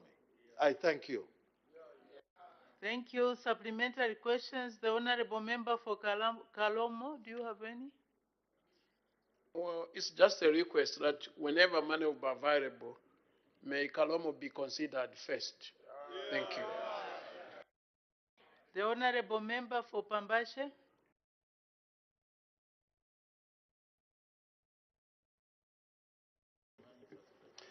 Thank you, Madam Speaker. Madam Speaker, when do we see, is the Minister considering budgeting for 2023 for the good people of Kalau, bearing, for the good people of Kalom, bearing in mind the explanation given by the Minister for Infrastructure that we succeeded in debt restructuring after acquiring IMF, so next year we may see a relief, bearing in mind, Madam Speaker, that I'm standing as Minister of Infrastructure and I've seen contractors there.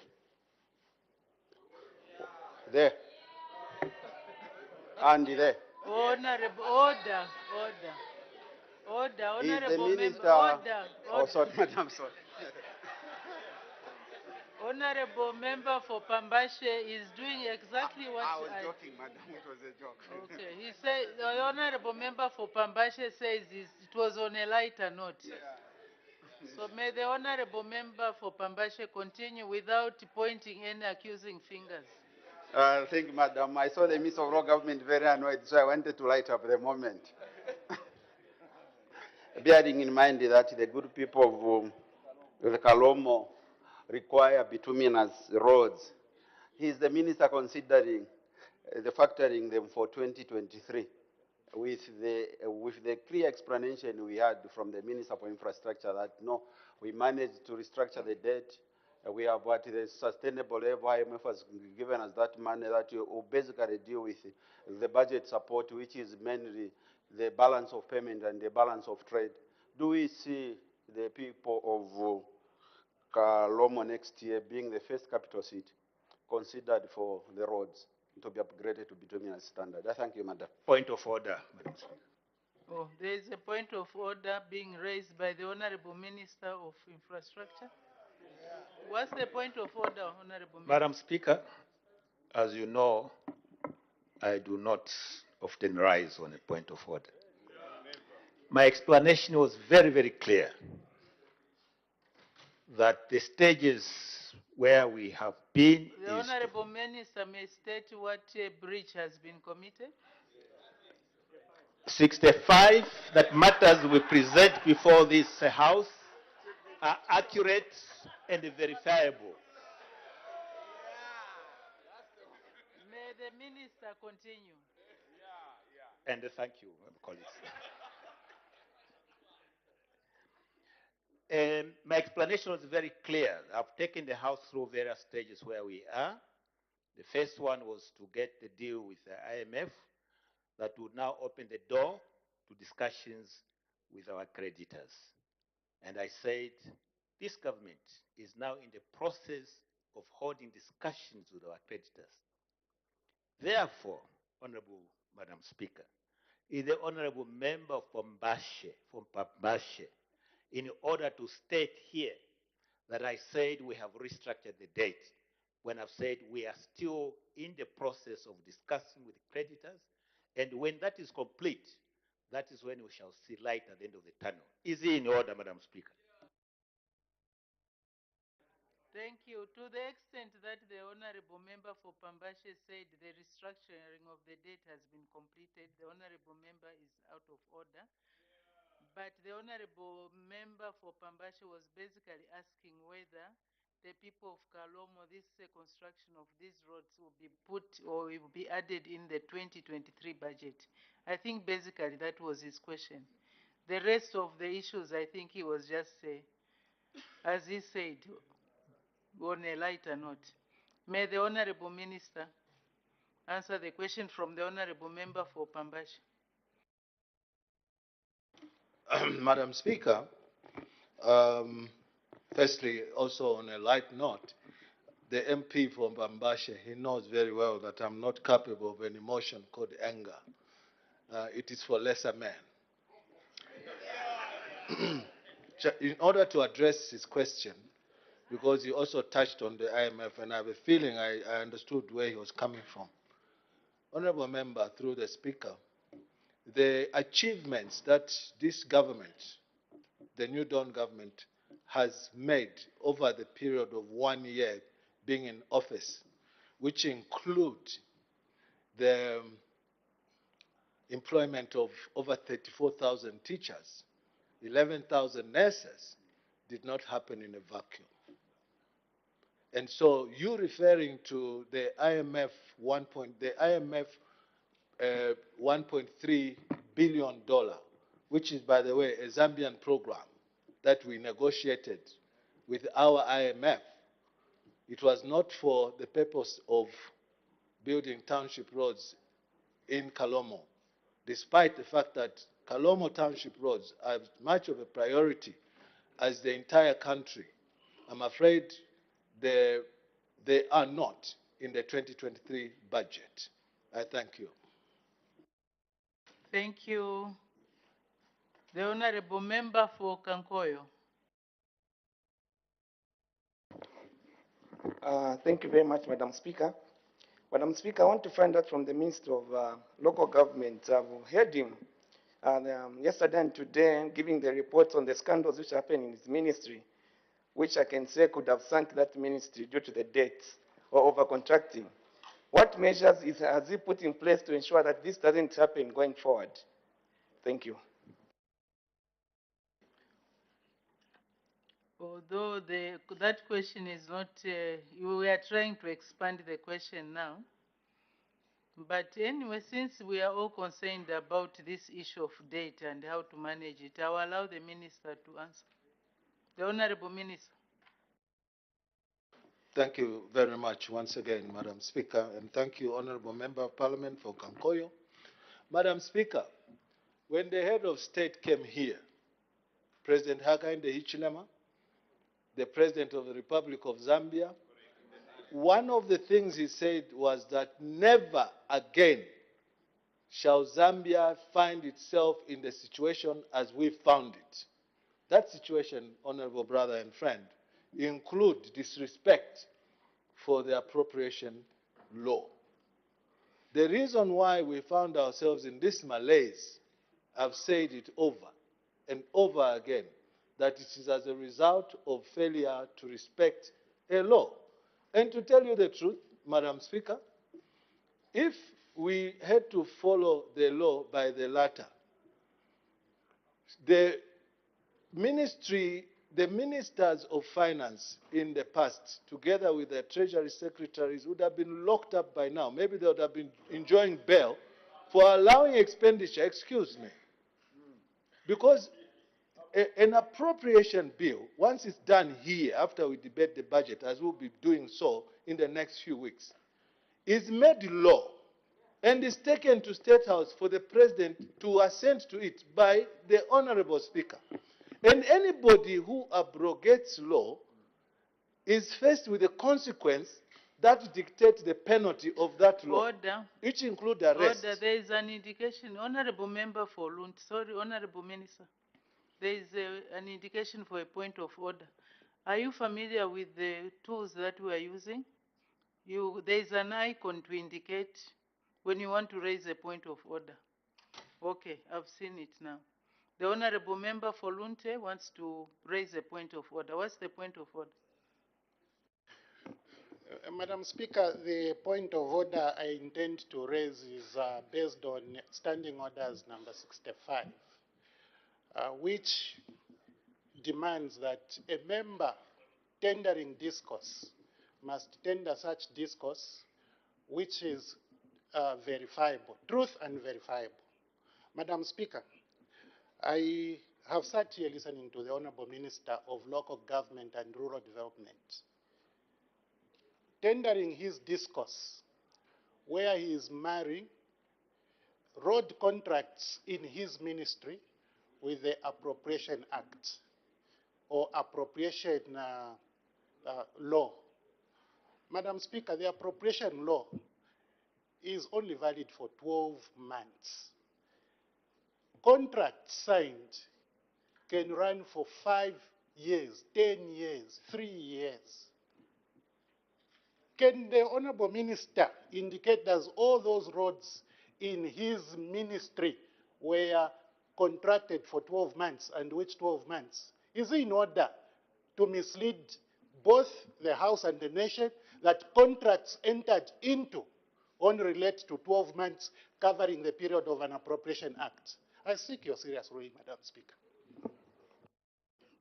From what I was hearing was that the minister was referring to the approval process of the budgeting process, that once the budget has been approved, there is an Appropriation Act that is passed, which touches on the funds that have been allocated, which have to be used for that period.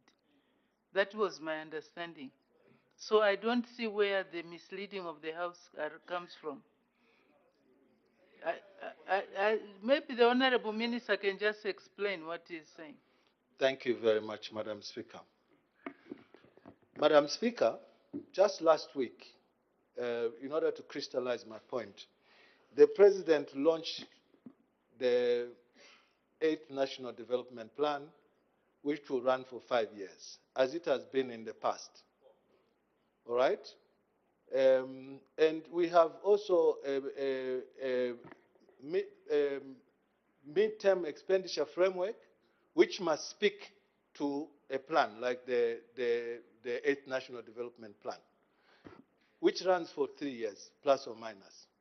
And then we have an annual budget, which my colleague and friend is talking about. All these documents must speak to each other positively. And so if in a budgetary year, you decide to put inflated figures more than that of even the MEMTEF, the midterm expenditure framework or the eighth national development plan, already you are on a trajectory to break the law.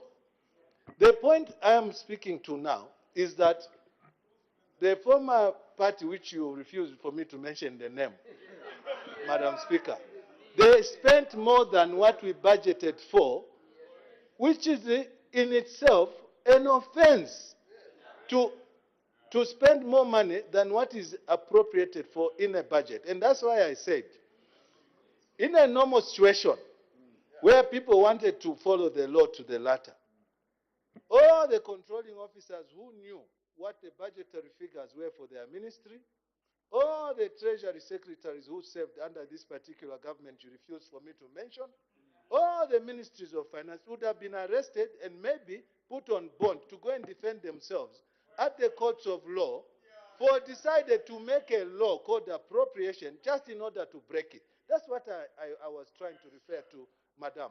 Questions can come and answers will be provided.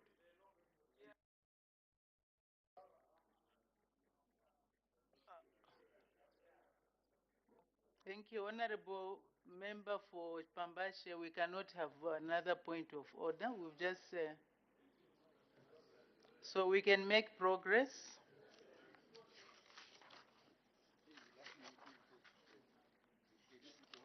The next question.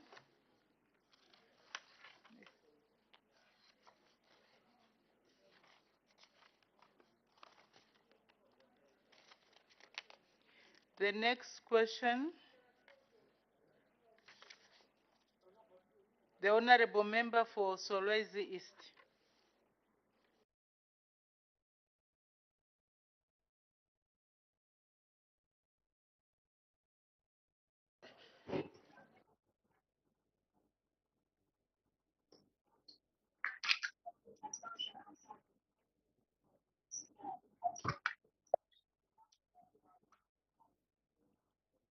Question number 18, Madam Speaker.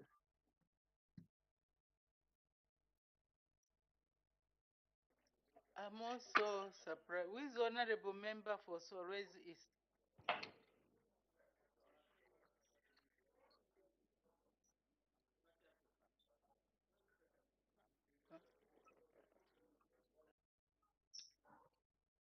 Madam Speaker. Okay. Order. Honorable Member for Solwezi East.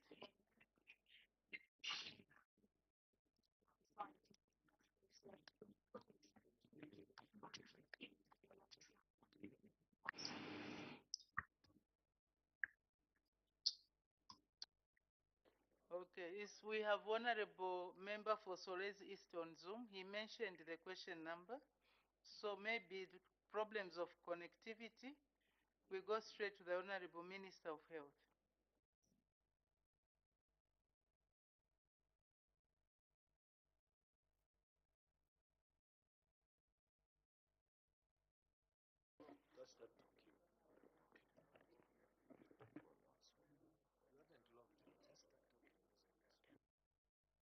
Order, honorable members.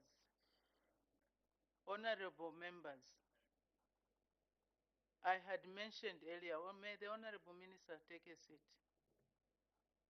Honorable members, we are all dignified people here. The comments that you are making are reaching me here. How can you refer to somebody as ARVs?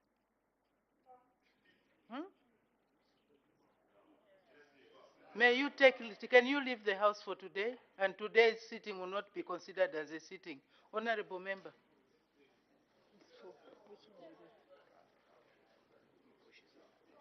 Mukushi South.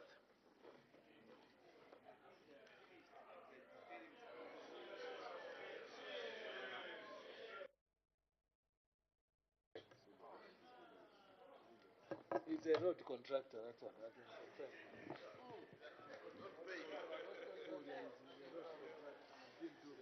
Actually, the comment was, my ARV na yapwa. But You know, when, anyway, he's gone out. I don't want to make comments on that. But we should learn to know what comments to make. When you are making comments there, I can hear them, whether it's Bemba, Nyanja, Chitonga, whatever, I can hear them. Or Lozi. Lozi is Ombunda Luvale, I can hear. So please, let's behave ourselves. May the Honorable Minister continue. Thank you, Madam Speaker.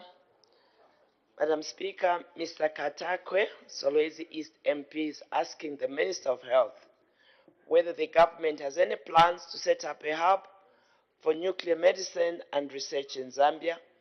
B, if so, what the plans are. C, when the plans will be implemented. D, whether the government has any plans to open wings for nuclear medicine at the UTH hospitals countrywide. And E, if so, when the plans will be implemented. Our response, Madam Speaker, is as follows.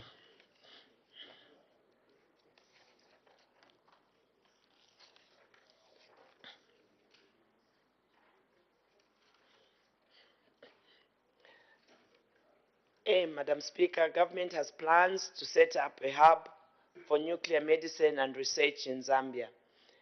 B, Madam Speaker, government has signed an engineering procurement and construction contract with Russia government to construct the Center for Nuclear Science and Technology in Chongwe district of Lusaka province. The Center for Nuclear Science and Technology will, among others, host a national nuclear medicine center for diagnosis and treatment of diseases using nuclear techniques. The House may wish to note that government intends to construct the Center for Nuclear Science and Technology in a phased approach, starting with the construction of the multi-purpose gamma irradiator that will be used for sterilization of medical products and food preservation. The second phase will be to construct a national nuclear medicine center where radioisotopes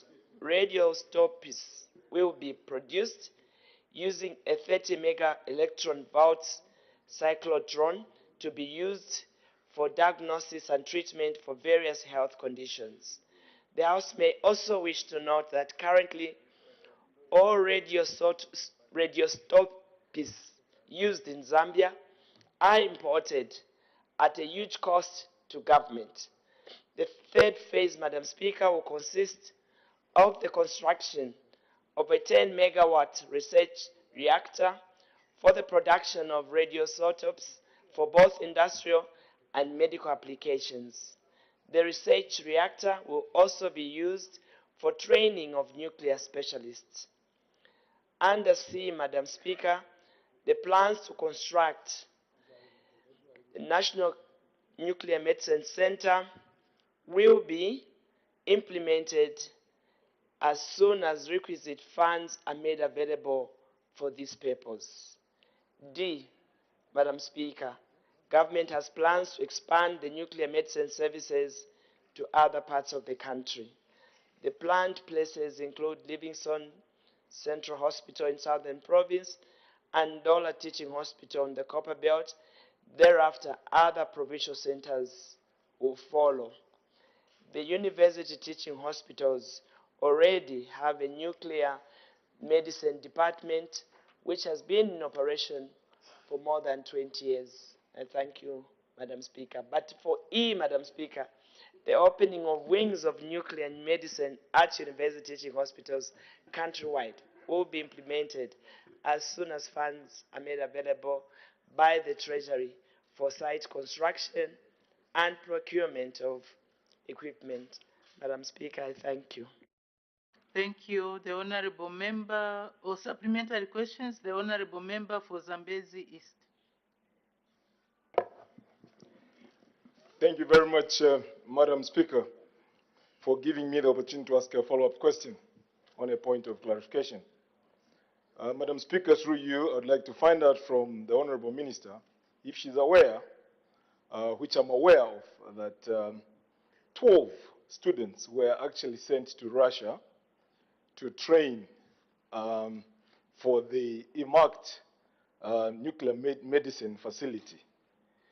And in her response, we've heard that government has these very good plans to put up that nuclear medicine facility. However, we have not gotten the time frame within which this will be completed and brought to use. Of course, for obvious reasons, all dependent on the physical space. Now, what I want to know categorically is what would happen to those 12 who are currently training in Russia, and I bet they are almost completing their training. When they come back here, are we going to utilize this human resource in some other activity, or we'll just leave them to waste like that? Grant that the nuclear medicine facility would not get opened in the near future. I thank you, Madam Speaker. Thank you. The Honorable Minister of Health. Thank you, Madam Speaker, and thank you, Honorable, for a follow-up question. Madam Speaker, when you look at point number D, I did state in the statement that the UTH hospitals already have a nuclear medical department which has been in operation for more than 20 years. And you will agree with me that generally we have shortages of health workers in most of these hospitals. So there can be no time that we can have these trained specialists coming to sit. They would definitely be fused even at UTH, at our cancer hospital. Thank you. Thank you. The Honorable Member for Kabwata.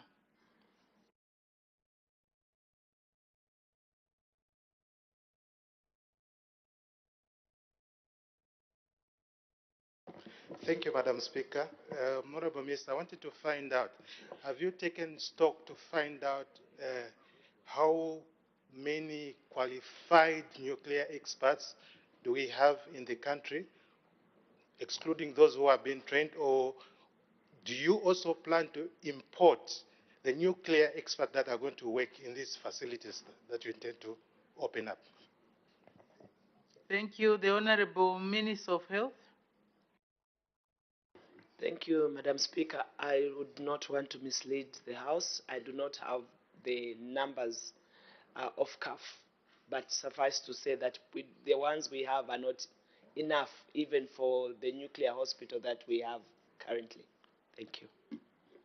Thank you. The Honorable Member for Lumezi.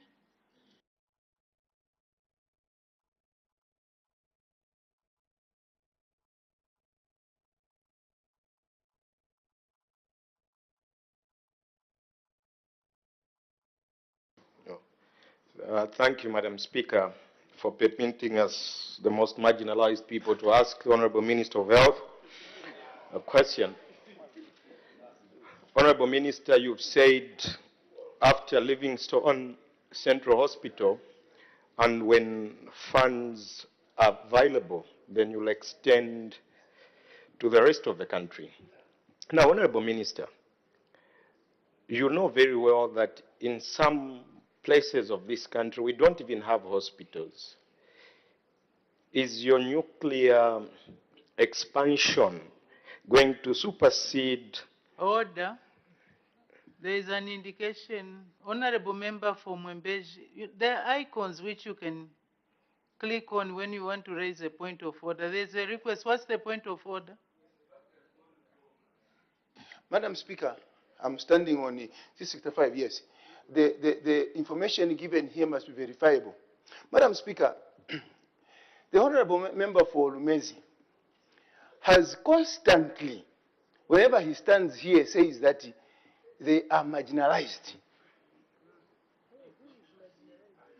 When he says he's been marginalized, Madam Speaker, is he in order when he is given a seat there, he is given the gadgets there, he is getting a parliamentary salary allowance, he is given a vehicle, and he is actually at the motel, he has got a room. Madam Speaker, I want to, he has also been given CDF, Order, 25.7 million. Honorable Member Madam for Speaker, Mwembeji, what breach has been occasioned? he is misleading the House without Standing factual order. information. Is he in order to be saying that he's marginalized without putting his documents there, how he's been marginalized? Is he in order, Madam Speaker? Every now and then to bring such a wrong impression to the state. I thank you, Madam Speaker. Okay. Order. The Honorable Member for Lumezi, as you debate, please avoid using words like marginalized, unless if you said it on a lighter note, but if you have any concerns about being marginalized, then maybe you, in accordance with our standing orders, you can show proof that you are marginalized. Otherwise, Honorable Member for Lumezi, to the extent that he said he is marginalized, he is out of order. I hope he is not saying, I hope the Honorable Member for Lumezi is not saying the people of Lumezi are marginalized, or it's only him who is marginalized. But whatever it is, Honorable Member, can you withdraw that word, marginalized? Madam Speaker, permit me to withdraw the word of having said the most marginalized people, but representing the most less privileged people of Lumezi, where there is no hospital that was built when others have. So we are concerned that the minister, in her submission, says after Livingstone Central Hospital, she intends to expand the nuclear solutions to our health department across the country. Now my question, Honorable Minister, is, through you, of course, Madam Speaker, is which one are you prioritizing? Is it the building of hospitals or the expansion of this nuclear energy? Because your response when you are asked about a hospital, you say when resources are available. When you are asked about nuclear solutions, when resources are available. So which one are you going to put as a priority? Thank you, Madam Speaker. The Honorable Minister of Health.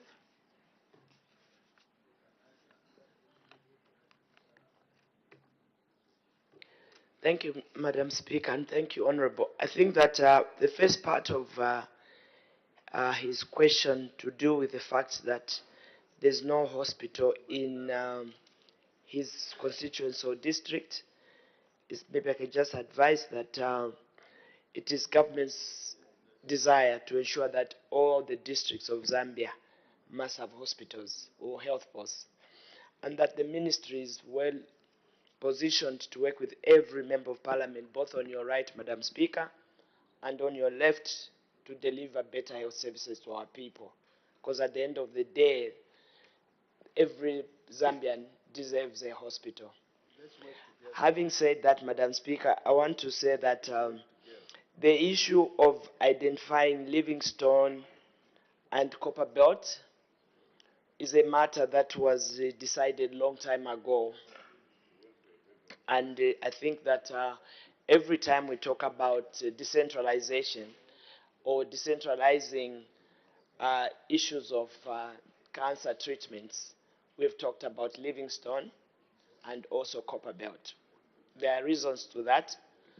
I want to believe that one of the reasons for Livingstone, because Livingstone being a tourist capital, there's been a desire that we must ensure that if we're going to have tourists there, we must have the state-of-the-art health service delivery in that place. And then the Copper Belt, obviously, are issues of population. So in trying to meet as many people as possible, we are trying to ensure that where we have many populations, we must provide. And after that, we'll roll it out. I did say in the answer, Madam Speaker, that the issue of resources applies even to Livingstone and Copper Belt. And thereafter, even the other 8 provinces, 7 provinces, because Lusaka is already covered by the hospital, we would have, again, to make sure that it is budgeted for. So take heart. Don't feel that we're not going to marginalize anybody. It's not our desire. Thank you. Thank you. As the time is 16:40 hours, I suspend business for 20 minutes for a health break. Minister has just concluded responding to a supplementary question asked by Lumezi, member of our parliament, and this is in regard to a question that was earlier asked by Solwezi East, member of our parliament, to the Minister of Health, and the 20 minutes break has been taken until 17 hours. Absolutely. So the House is currently considering questions for oral answer under Standing Order number 74. So a quick look at some of the business that has been considered on the floor of the House. We did have an announcement by Madam Speaker saying that she had received communication to the effect that in the absence of our Honour the Vice President, who is attending to other government business, the Honourable Minister of Defence, Honourable Ambrose Lufuma, Member of Parliament, will continue to act as leader of government business in the House from today, Thursday, 15 September 2022, until further notice. And of course, we had another announcement in which Madam Speaker did announce the last set of composition of members to belong to various standing committees for this particular session, that is second session of the 13th National Assembly. We'll give you some highlights at the very end of our broadcast. But in the meantime, we'll take a break and we'll be right back on the other side.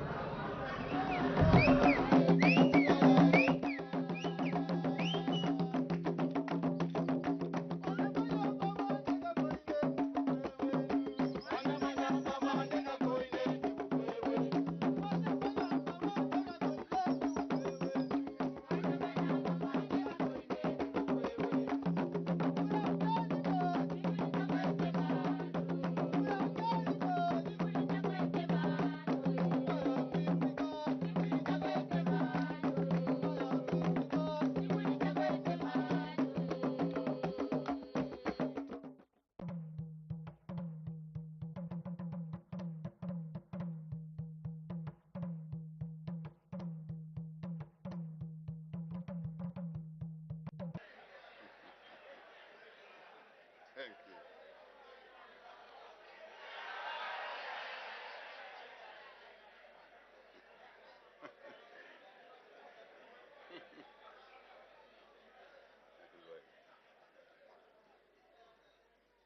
Madam Speaker,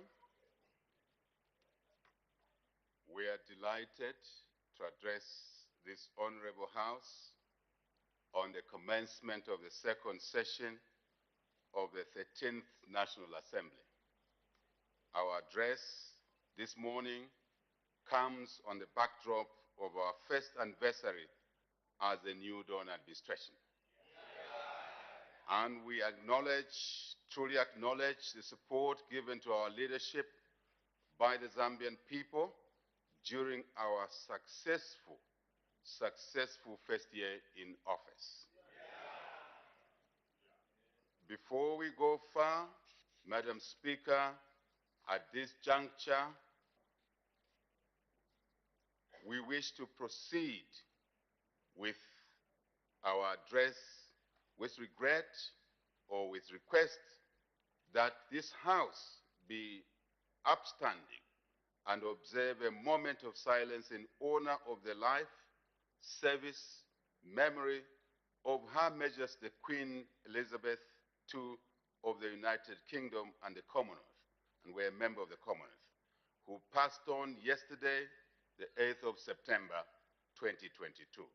Her Majesty was and shall forever be remembered as a symbol of continuity, stability, unity, service, but not just service, but in the UK and beyond, which is the Commonwealth, but also in the entire global community. We also wish, at the same time, to honor and remember the life and service and memory of our fourth Republican President, His Excellency Rupia Banda, who passed away on the 11th of March, 2022. His Excellency Rupia Banda, served our country in many ways, many respects, and our people with utmost honor, humility, and truly distinction. May their souls rest in eternal peace. Minute of silence.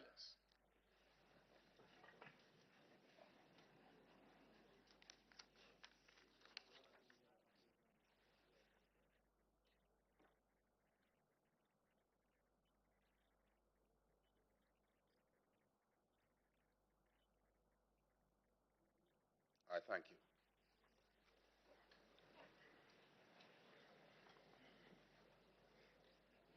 Madam Speaker, we would like to commend you and your two deputy speakers for the impartial manner in which you presided over the business of the House during the first session. In the same vein, in same breath, we wish to commend Her Honor the Vice President for the efficient and effective manner in which government business was conducted during the last session of this People's National Assembly. Thank you. We also acknowledge the Office of the Clerk of the National Assembly for facilitating the smooth transaction of business in the House during the last session. I dare say, in equal measure, we thank all the members of Parliament, all the honorable members of Parliament, for your good conduct. Madam Speaker, Madam Speaker, Madam Speaker, I repeat, in equal measure, we thank all the honorable members of Parliament for their good conduct. Life is about totality as singular as opposed to singular. Madam Speaker, we are thrilled to note that during the first session of the 13th National Assembly, the House passed 25 bills and considered 42 committee reports, as well as 390 questions, a commendable achievement indeed. During the past, Madam Speaker, 1 year, I must say, on the theme of this address, during the past 1 year, the New Dawn administration prioritized the implementation of social economic interventions aimed at stabilizing, repairing, and indeed reviving our economy. Very important. We are in office to improve the welfare and well-being of the Zambian people, primarily, with a clear intent and resolve to achieve what we said we would for this country and its people. It is for this reason, Madam Speaker, that we have prioritized fiscal discipline through enhanced transparency and accountability to protect public resources, as well as save the Zambian people with a sense of humility, clarity, and indeed diligence. Our focus has been and remains that of transforming our country into an industrialized nation with the participation of citizens and in partnership with the private sector. To systematically unlock various economic opportunities, nothing will be allowed to stand in the way of unlocking opportunities. And we mean nothing. To deliver inclusive development, jobs, and indeed improved livelihoods for all our people, without exception. Madam Speaker, it is important to emphasize the theme, therefore, of our address today. And therefore, if I repeat, I emphasize the theme for our address this morning is working together towards social economic transformation. To do what, Madam Speaker? To stimulate economic growth for improved livelihoods. That's our theme. Through our bold and decisive decision-making, we are relentlessly working towards actualizing the aspirations of our National Vision 2030, particularly of transforming our country into a prosperous middle-income nation and indeed catapult our economy into a higher inclusive social economic growth trajectory. Macroeconomic situation. Madam Speaker, our government inherited undoubtedly a broken economy. Growth, to amplify this, growth had contracted to minus 2.8% in 2020, from an average of 6% just a decade ago. The country had a runaway inflation rate that peaked at high levels, 22%, to give you an idea, in 2021, and we'll mention even a higher figure shortly. The exchange rate had deteriorated to 22 kwacha to a dollar by July of 2021. Numbers don't lie. The financial sector was gripped by exorbitantly high lending rates. We're talking about interest rates, and tight liquidity, making it costly for individuals and businesses to access financing. Our national foreign exchange reserves, Madam Speaker, our national foreign exchange reserves had been disseminated to a mere 1.9 months of import cover. This is way below the internationally recommended threshold of 3 months of import cover. Again, international standards. It's there. Fiscal management was excessively deficient and was characterized by poor resource allocation, reckless borrowing, which increased the cost of debt service, resulting, unfortunately, Madam Speaker, in a debt default and yet again a debt crisis in our country.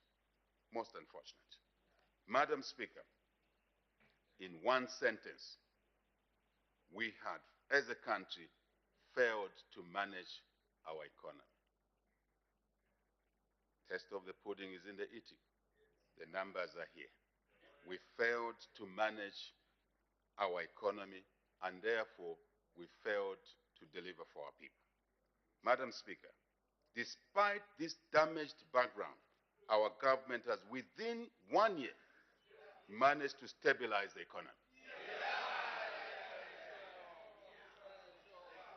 We have put our economy on a positive growth trajectory in the last 12 months.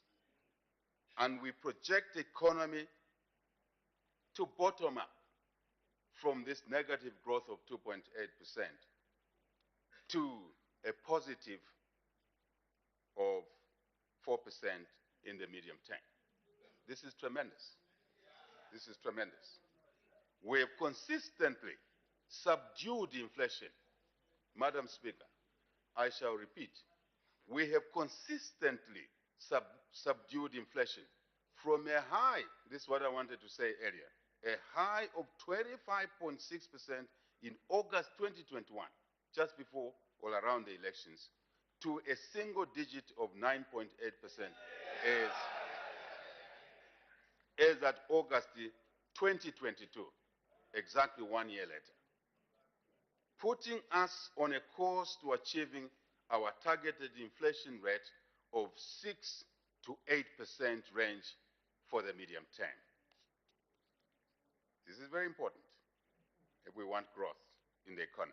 The presidential address. Up next, we're joined by Zambezi's Member of Parliament, Mr. Brian Kambita. Welcome to this interview. Your reactions regarding the presidential address? Thank you very much. Actually, the President's address was more characterized with giving a recap of what has happened in the past 1 year and essentially in terms of the milestones we've achieved towards economic recovery.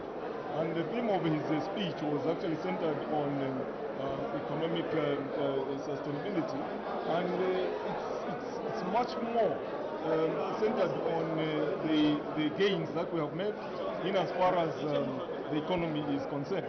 The economy was growing at a negative 2%, and the President reminded us that in the past 6 months, it is actually growing at about 4%.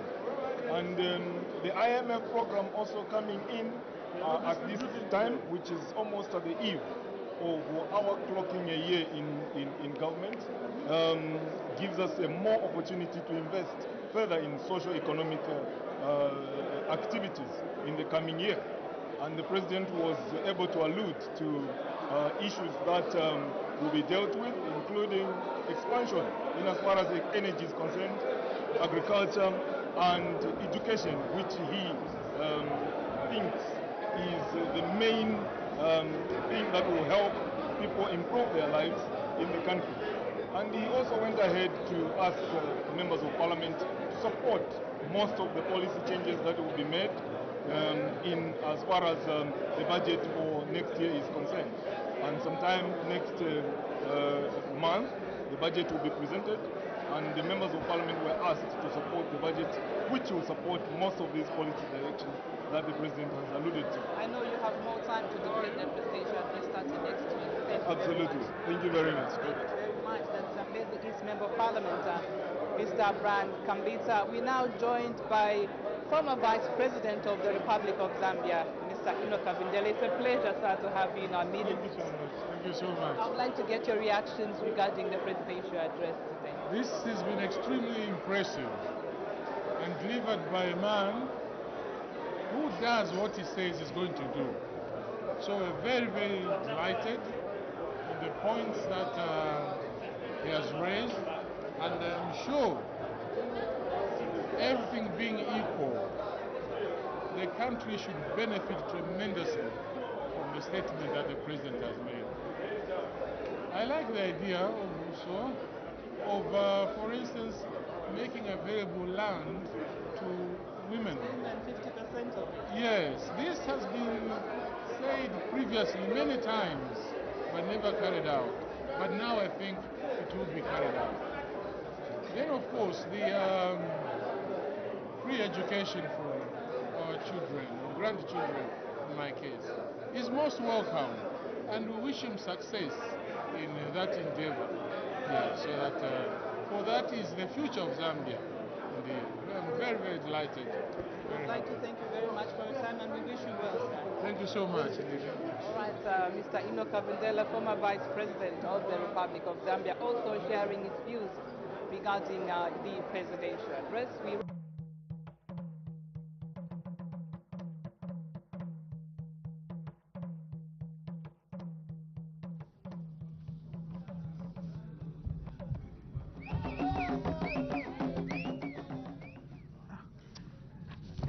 Good afternoon. You're tuned into Parliament Television. Business resumes in a few minutes from now. The House currently considering questions for once understanding order number 74. Just before the break, on the floor of the House was Health Minister responding to a follow-up question posed by Humezi, Member of Parliament. Earlier, Mr. Kataka of Solwezi did ask the Minister of Health whether the government has any plans to set up a hub for nuclear medicine and research in Zambia. If so, what the plans are, when the plans will be implemented, whether the government has any plans to open wings for nuclear medicine at university teaching hospitals countrywide, and if so, when the plans will be implemented. Right, and Claudette also earlier had a question that came from Kalavo Central Member of Parliament, directed to the Minister of Fisheries and Livestock, on which he wanted to find out whether the government was aware of the outbreak of the contagious bovine pneumonia (CBPP) in Kalavo district, and if so, what urgent measures are being taken to contain the disease, and what long-term measures are being taken to eradicate the disease countrywide. That was a question of an urgent nature, and it appeared on the order paper understanding order number 76. Another question did come from Ms. Nyemba of Chifunabuli. There's question 15, understanding order number 74. She did ask the Minister of Infrastructure, Housing and Urban Development when construction of administrative offices in Chifunabuli district will commence, and what the cause of the delay in commencing the project is. We must also mention here that we'll give you the responses immediately to these questions immediately after adjournment. But do not go away. Still to come, we have a presentation of government bills and the motion of thanks will resume. We expect various other members of parliament who have not debated to contribute to the motion of thanks. We currently just expect Madam Speaker to make her way back into the chamber, and business will resume until just about 18:40, and we'll continue to bring Parliament closer to you. At the end of our broadcast, of course, we'll be able to bring you to you the summary of the House's business for today.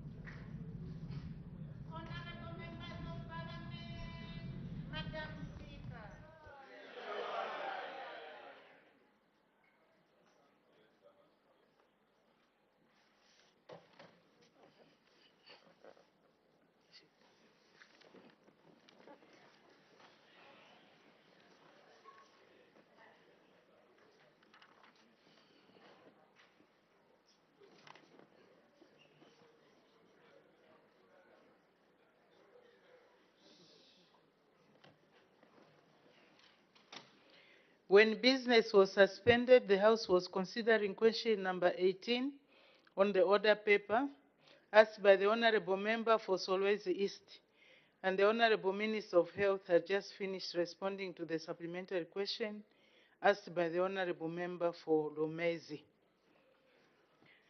Any supplementary questions on this question?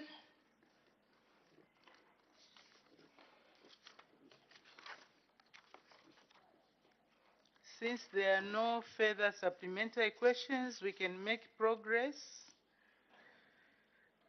Presentation of government bill. The Honorable Acting Minister of Education.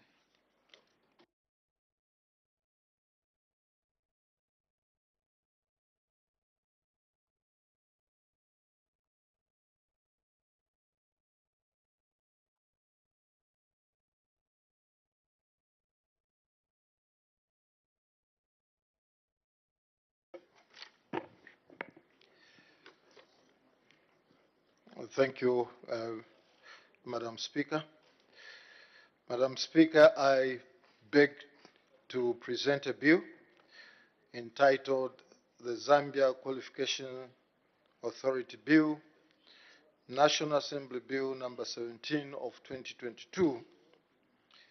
The objects of the bill are A, to continue the existence of the Zambia Qualifications Authority and redefine its functions. B, provide for the development and implementation of a national qualification framework. C, provide for registration of qualifications on the national qualifications framework. D, provide for verification and evaluation of qualifications.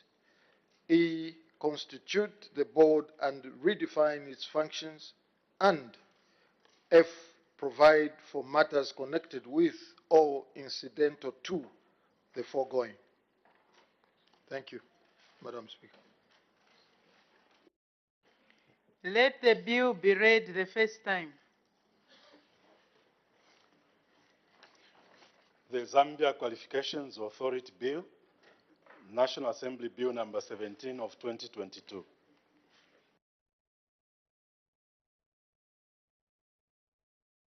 The bill stands referred to the Committee on Education, Science and Technology. The committee is required to submit its report on the bill to the House by Friday, 14th October 2022. Honorable members who wish to make submissions on the bill are free to do so within the program of work of the committee. The presentation of government bill.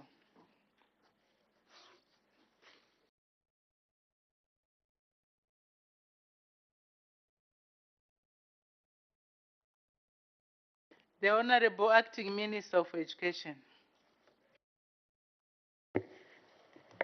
Thank you once again, Madam Speaker. Madam Speaker, I beg to present a bill entitled the Zambia Institute of Secretaries Bill, National Assembly Bill number 18 of 2022. The objects of the bill are A, to continue the existence of the Professional Secretaries Association of Zambia and rename it as Zambia Institute of Secretaries and redefine its functions. B, provide for the registration of professional secretaries.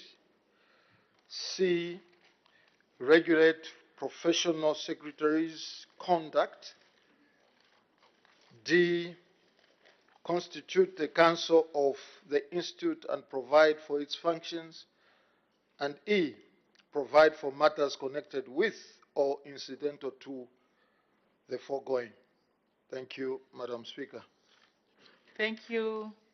Let the bill be read first time. The Zambia Institute of Secretaries Bill, National Assembly Bill number 18 of 2022. The bill stands referred to the Committee on Cabinet Affairs. The committee is required to submit its report on the bill to the House on Friday, 14th October 2022. Honorable members who wish to make submissions on the bill are free to do so within the program of work of the committee. Presentation of government bill. The Honorable Acting Minister of Commerce, Trade and Industry.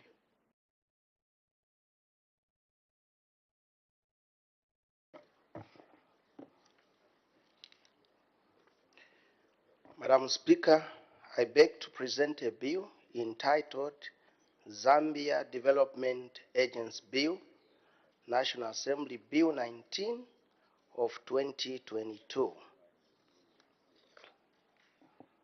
The objects of the bill are A, continue the existence of the Zambia Development Agency and redefine its functions. B, reconstitute the board of the agency and provide for its functions. C, repeal and replace the Zambia Development Agency Act 2006, and D, provide the matters connected with or incidental to the foregoing. Thank you, Madam Speaker. Thank you. Let the bill be read the first time. The Zambia Development Agency Bill, National Assembly Bill number 19 of 2022. The bill stands referred to the Committee on National Economy, Trade and Labor Matters. The committee is required to submit its report on the bill to the House on Friday, 14th October 2022. Honorable members who wish to make submissions on the bill are free to do so within the program of work of the committee. Presentation of government bill. The Honorable Acting Minister of Commerce, Trade and Industry. Madam Speaker, I beg to present a bill entitled Investment, Trade and Business Development Bill, National Assembly Bill 20 of 2022. The object of the bill are A, foster economic growth and development by promoting trade, business development and investment in the Republic through the efficient, effective, and coordinated private sector-led economic development strategy. B, promote economic diversification through the growth of exports. C, promote, facilitate, protect, and monitor domestic and foreign direct investment. D, promote investment through joint ventures and partnership between local and foreign investors. E, facilitate the development of industrial infrastructure and commercial services. F, promote research on matters related to industrial development. G, facilitate the protection of infant industries. And H, provide for matters connected with and incidental to the foregoing. I thank you, Madam Speaker. Thank you. Let the bill be read the first time.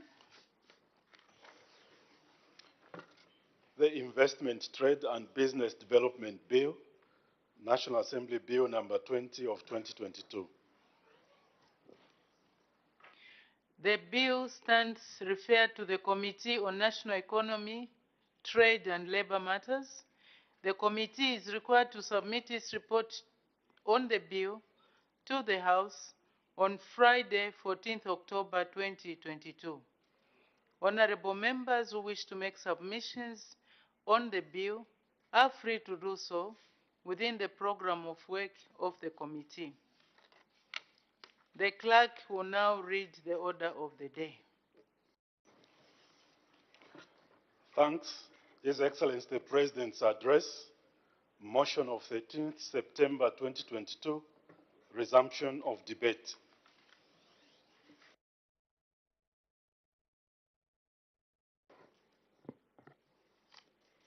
When the House adjourned yesterday, Wednesday, 14th September 2022, the House was considering the motion moved by the Honorable Member for Kabwe Central that the thanks of this Assembly be recorded for the exposition of public policy contained in the President's address. Any further debate? The Honorable Member for Katuba.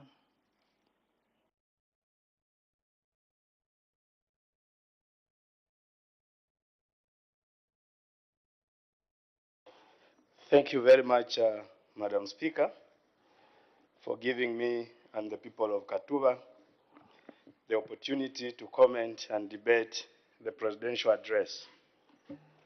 Madam Speaker, first of all, I want to put on record that the address inspired a lot of young people, brought about hope that there is still an opportunity for an economy that is going to rebound, create jobs, and bring about transformation.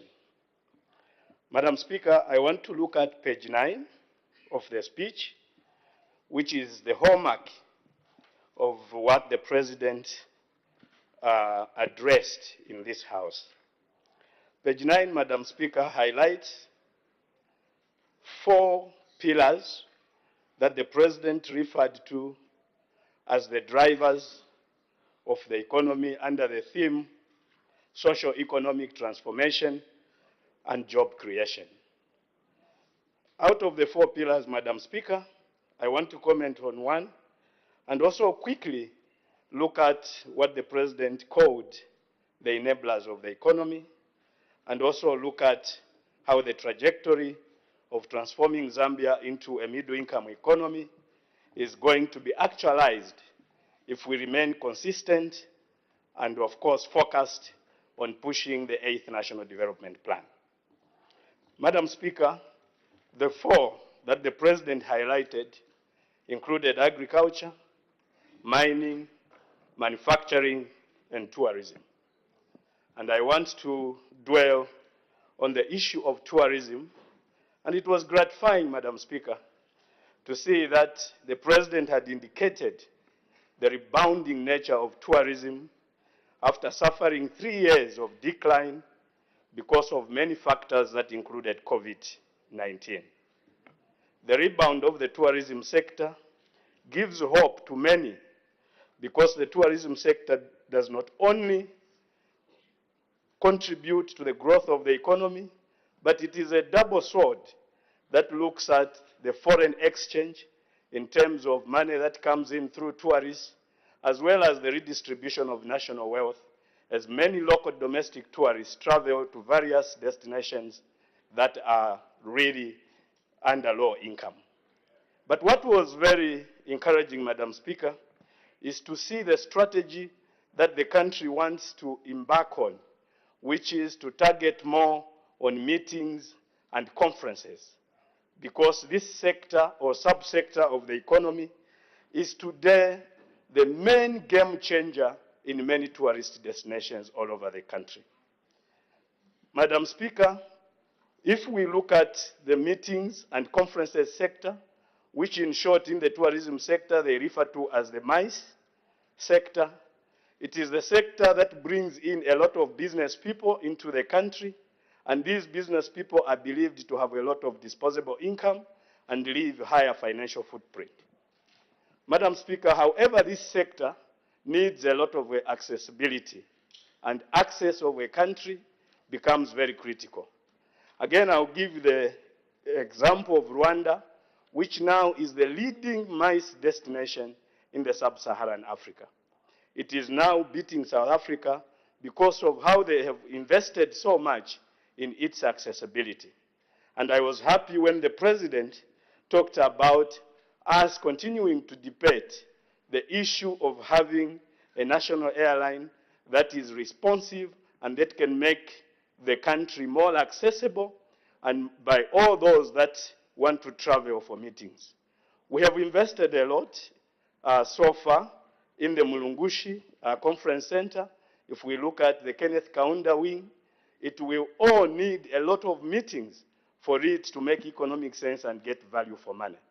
And therefore, Madam Speaker, it was very good and pleasing to hear that the President is talking about how we can improve and also continue to consider how we can continue to cut the costs on the airline so that we become more accessible. Because to become a MICE destination, you must be able to crop all the people in the sub-Saharan Africa and the region to bring them to your destination. South Africa was the biggest destination, and we can see how Rwanda investing in being more accessible has now overtaken the region to become the biggest MICE destination, even beating Addis Ababa, which has a lot of accessibility through their airline. Madam Speaker, may I move now to look at what the President called the enablers? And one of the enablers that he talked about was actually the investment in ICT as we rebound the economy. And this, he called it digitalization of the economy. Indeed, Madam Speaker, digitalization of the economy is one of the biggest enablers of every sector of the economy. If we look at issues of corruption, if we digitalize most of the things, corruption is going to be fought. Because everything will be on the web, everything will be in the digital space.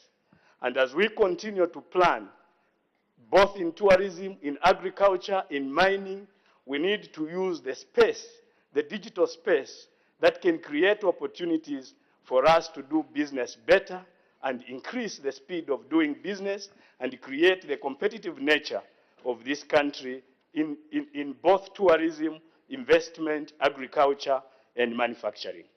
Madam Speaker, what we need now to see is how we can realize through this socio-economic transformation the Vision 2030, which is a middle-income economy, of course, which was crafted some time back, but we have had some lost years in between, and maybe we may even need to push it a bit further so that we can look at this 8th National Development Plan and push the agenda of how we can achieve this Vision 2030. This Vision 2030, Madam Speaker, is going to be achieved with concerted effort and good planning and ensuring that whatever we have put our resources on, we are getting value for money. But we can only do that if we ensure that we use the digital space because it has the power to transform the economy and change the way we do business and increase our competitive capabilities so that we can create more wealth and contribute to GDP. Madam Speaker, with these few words, I tend to agree and tend to submit that the address was really inspirational and gives hope for the future. Thank you very much. Thank you. The Honorable Member for Lunte.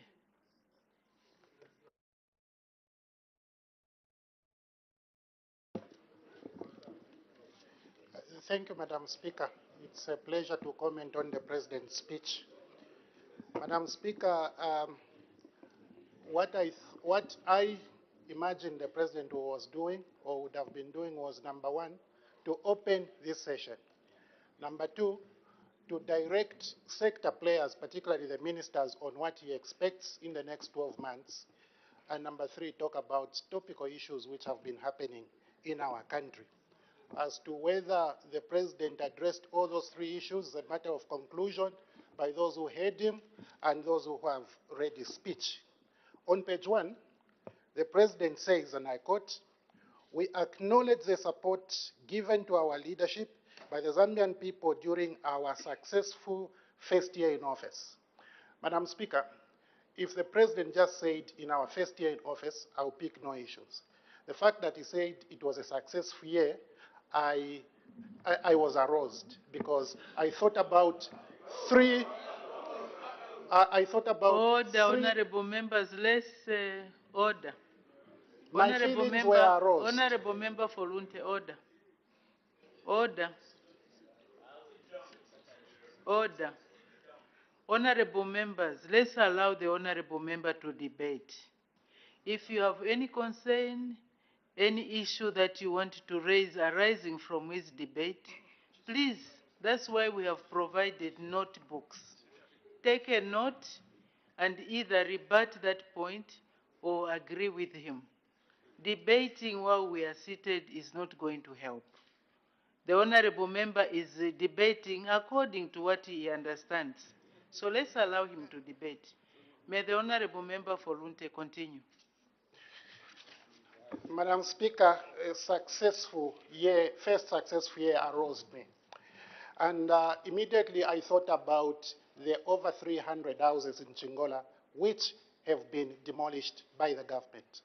Immediately I thought about the confusion at the Black Mountain which the government has created.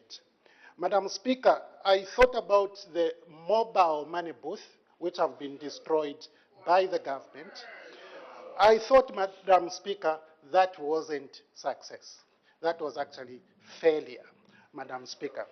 And so the choice of the words there was inappropriate according to me because when you consider how those people are suffering, who have suffered the actions of government, you cannot use a successful 1 year in office. Page 3.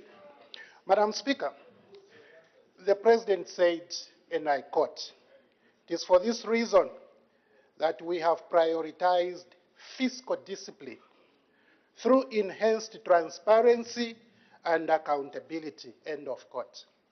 I was very concerned with the use of transparency and accountability, and I'm still very concerned. Here is why. Madam Speaker, consider what is happening even on the issue of the IMF package. It had to take the IMF itself to release some of the conditions for the members of the public to become aware what is contained therein. How then can you say, how can you select such words as transparency? Madam Speaker, who knows what is contained in the MOU concerning the establishment of the AFRICOM? And yet we are talking about transparency. The issue is that there is no transparency. Here is what I would have expected. I would have expected the President to say, under this transparency issue, here are the laws which we have introduced in the past 12 months. Here are the policies that we have introduced in the past 12 months. Here are the structural adjustments that we have done to institutions to show that we are actually serious about the issue of transparency. But, oh yes, transparency was not the only issue. He also talked about accountability. There too, I have serious problems, Madam Speaker. Just yesterday, we were talking across the floor with a minister who is presiding over confusion of the highest order in terms of procurement of fertilizer. That can't be accountability. That can't be accountability, There is Madam a Speaker. point of order being raised. There is a point of order. What's the point of order, Honorable Minister? Madam, I rise on point of order number 206 of our standing orders 2021, and I'll read as follows. The official dress for male members shall be A, a formal executive suit or a pair of long trousers, a shirt and a necktie and a jacket. A toga, a decent traditional attire such as siziva, or a safari suit with long or short sleeves and a scarf on the necktie. As I make my point of order, may I please request that the member debating on the floor be upstanding through you.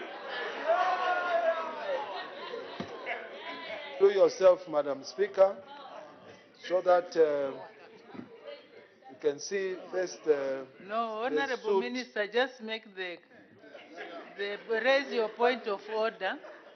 Those other Is in matters. order to come to this house in khaki trousers, a psychedelic shirt, and a jacket against 206 standing order. I seek your ruling.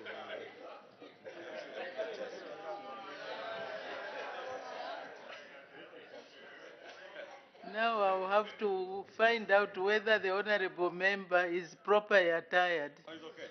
It's okay. I approve. The belt is here.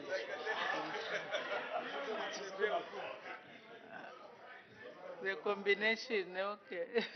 It looks okay.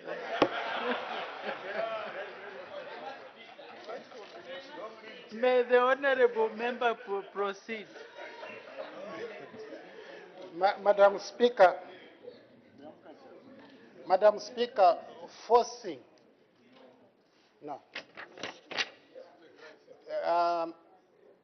forcing underage children to drink kachasu is not accountability. It's not accountability. Madam Speaker. Honorable member for Lunte, let's remain relevant. I've not seen Kachasu in this speech. May you proceed. Thank you so much. Buying a motorcycle or a motorbike for 130 to 1,000 kwacha is certainly not accountability, Madam Speaker. This is what the UPND government is doing.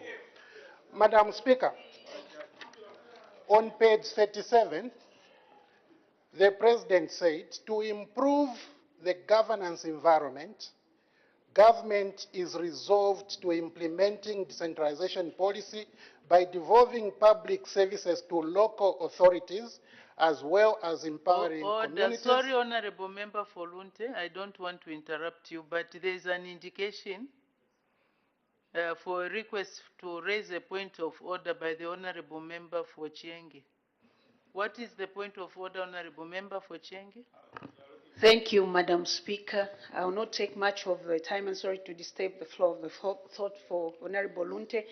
Madam Speaker, is the Minister of Local Government in order on failing to announce on this floor of the House that he is an interested party? He sells main suits without him telling the colleague that just come and get a suit. He sells suits. Now he was trying to use the floor of the House. Is he in order, Madam Speaker? Thank you.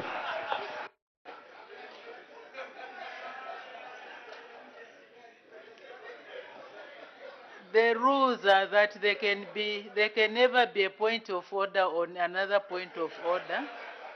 And also, please, let's not use the floor of the House for marketing. But the Honorable Member for Lunte, I'm sure, has taken note. May the Honorable Member continue. Madam Speaker, I've just been reminded. My thoughts went away a bit. I just began to talk about the confusion in the procurement of fertilizer. Madam Speaker, we have talked about this issue several times, and the President is aware. The President cannot call that accountability. It's impossible for anyone to call that accountability. The contract was just cancelled. Now, let me not waste time there, because that's a matter of another time. Madam Speaker, the President on page 37 is talking about improving governance environment. The measures that he establishes are meant to improve internal control environment. The President was completely elsewhere. He cannot be talking about the control environment or governance environment by the use of control activities. Therefore, it is my proposal to the UPND government to guide the President. When you want to project a concept, use the tools which support that concept. Internal controls and governance controls are very different. What I would have expected was the President should have been talking about leadership, its acquisition, and its maintenance. He should have been talking about diversity in leadership. He should have been talking about the legal frameworks and policy frameworks surrounding the improvements that he has made. However, what was even more important for me, Madam Speaker, I noted that the President began his address by saying, "We are privileged." And he ended his address by saying, "It is now my honor and privilege." He should choose between we and I. And throughout the text, he needs to be consistent. Because the moment he says I, he is then able to direct the ministers. But if he says we, they are included who is being directed in this address. Order, honorable members. We debate, honorable members. Let me just give guidance as we debate, because we are all guided by our standing orders. What we are supposed to debate here is the content of the speech and the impact, the policies in the speech. But when we start to make reference which impute on improper motives by the President, I think that is not allowed by our standing orders.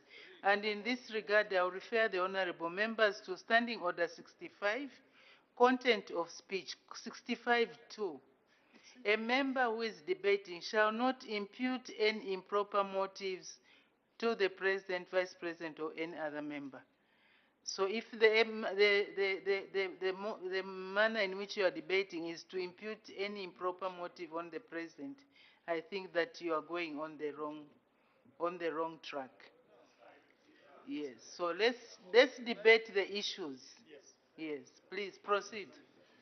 Madam Speaker, the first sentence, the President said, "We are delighted." And on the last page 48, he said, "It is now my honor."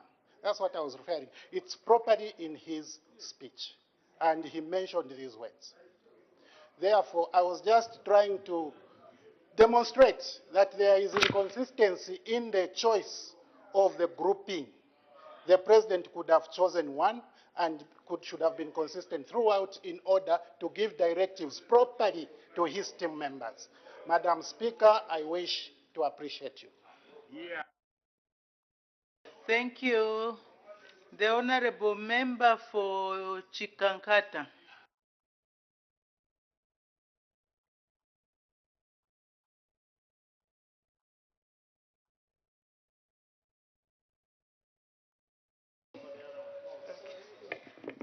Thank you, Madam Speaker, for giving the people of Chikankata an opportunity to add a voice to this very important motion on the floor of the House, presented by His Excellency, the President of the Republic of Zambia, Mr. Hakainde Hichilema, on 9th September 2022.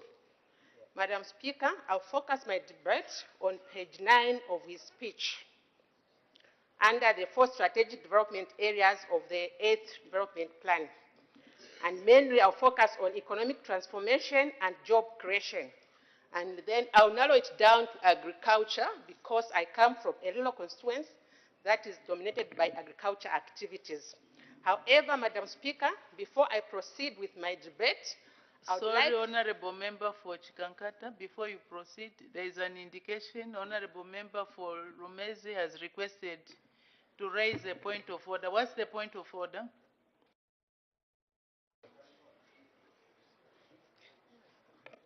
Thank you, Madam Speaker. Permit me to raise on Standing Orders 206, Clause 2A, a formal dress, formal executive suit, either with a skirt below the knee or a pair of trousers. B, a decent traditional attire such as formal Chitenge outfit with long or short sleeves, Musisi. Madam Speaker, I had the rare privilege to consult my older brother and friend, Honorable Amtike, Honorable Member for Kawe Central, together with Honorable Member of Mapatizia. Their skirts are way below their knees. I seek your serious ruling, Madam Speaker.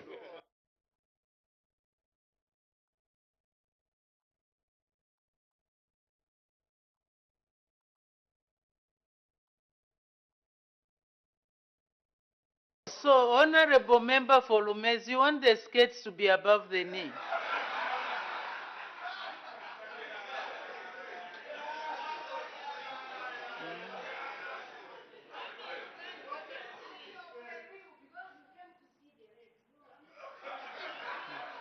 Order, let's have order. Honorable Member for Lumezi is out of order.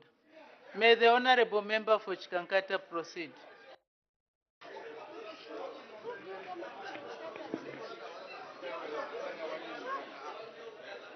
Thank you, Madam Speaker. Like I said before I proceed with my debate, I'd like to tender my gratitude to the new Dawn government under the leadership of Mr. Hagainde Hijilema for giving the people of Chikankata 6 bags of fertilizer during the last farming season. Madam Speaker, our people used to receive 2 bags of fertilizer, which was a mockery for the people of Chikankata who depend on agriculture. I thank the new Dawn government for that. Madam Speaker, during his speech, the President mentioned of irrigation mechanization. Madam Speaker, Zambia has 40% of fresh waters in Africa, and most of the provinces in Zambia have water bodies with fresh waters. And Chikankata in particular, we have Kafue River, and this is the district that supplies supplies power to this country, meaning that we already have the main resource for irrigation, which is water and power. The only thing we are lacking is the equipment to do irrigation. But with the pronouncement made by His Excellency, the people of Chikankata are very happy that the President, he understands agriculture and he knows that when irrigation is brought to this country, the people of Chikankata will also benefit. Madam Speaker, during the past regime, the only thing we are lacking as a country was the political will. Meanwhile, as a country, we have all the factors of production for us to concentrate in the agriculture sector. Agriculture sector is a sector that can bring development to this country. This is a sector that can create the more needed jobs. This is a sector that can reduce poverty at household level, Madam Speaker. In Chikankata in particular, looking at FISIP, if we are going to introduce irrigation, it means that, one, those who depend on FISIP, they will have production in masses. That's at household level. At commercial level, we'll have mass production, meaning as a country, we'll be able to export. And using our own local resource, we'll add value to the material that we're going to get from agriculture. The country will have more resources to develop this country, Madam Speaker. The other point the President mentioned was extension services. Madam Speaker, as an agriculture area at Kankata, we've had a lot of challenges because of lack of extension services. Most of our officers in Kankata, they don't have transport to go out in the villages and help our villagers on how to take care of their crops and livestock. But with the pronouncement made by His Excellency, the people of Kankata heard that the future is bright. Because with extension services, our people will know what type of soil they have in their areas. When you know the soil, you'll be advised what type of crop to plant, where and when. Our people will be advised what type of fertilizer to use to their crop. Our people will have the information on what pesticides to use for them to manage their crops. But in the recent past, Madam Speaker, we've had a challenge because we didn't have information. I'll give you a practical example of Chikankata. We have 14 camps in Chikankata. Among the 14 camps, we only have 4 houses for our officers, meaning the 10, they don't have accommodation. We don't have transport, which has been a challenge for our officers to go out there and educate the masses on how to take care of their crop and how to take care of livestock. Hence, our livestock have been dying. Chikankata and Southern Province, our main lifestyle is on agriculture, which is crop and livestock. But because of lack of information, we've been failing to know which crop to plant where and when. We've been failing to take care of our animals. At the moment, Southern Province, Chikankata in particular, we are poor. Meanwhile, we have all the resources given to us by God, which is land, we have water, we have the knowledge, we have the manpower. But we didn't have the equipment for us to cultivate the right product. However, Madam Speaker, with the pronouncement made by His Excellency, we realize that Zambia is headed for a better future for everyone because the agriculture sector will be able to bring resources to this country that will develop this country. Madam Speaker, for your own information, if Kankata is developed and is given the needed resource for it to improve its agriculture, it will be a better place for everyone. Kankata will be developed. It will be a gold mine for Zambia. Better than Winilunga, where the Kasensedi gold mine. Chikankata will be the best in this country, Madam Speaker. So, Madam Speaker, the presidential speech speaks for the people of Chikankata, speaks for the Zambian people. What we need is to support the presidential speech. This is not a political speech, it's a development speech. Hence, I urge all members of this August House not to politicize this speech, but to support the speech. The President put his position in order, but what we need, us as members of Parliament, we have the influence, we have the position to influence the implementation of his speech. We are doing this not for ourselves or for political mileage, but for the Zambians and the development of this country. Let's do the best so that even the people who come after us, the intergeneration, they will know that there was a team of leaders who had love for this country, unlike just politicking for votes. Madam Speaker, with these few remarks, I urge the fellow members of Parliament to support his speech for the betterment of Zambians. I thank you. Thank you. The Honorable Member for Siabonga.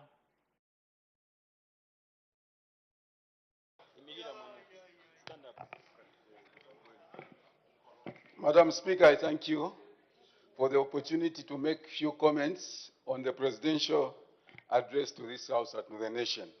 Madam Speaker, I want to start my debate from page 11, where the President indicated that we are walking the talk. And everyone should be able to agree with that statement from the President, that indeed the President is walking the talk.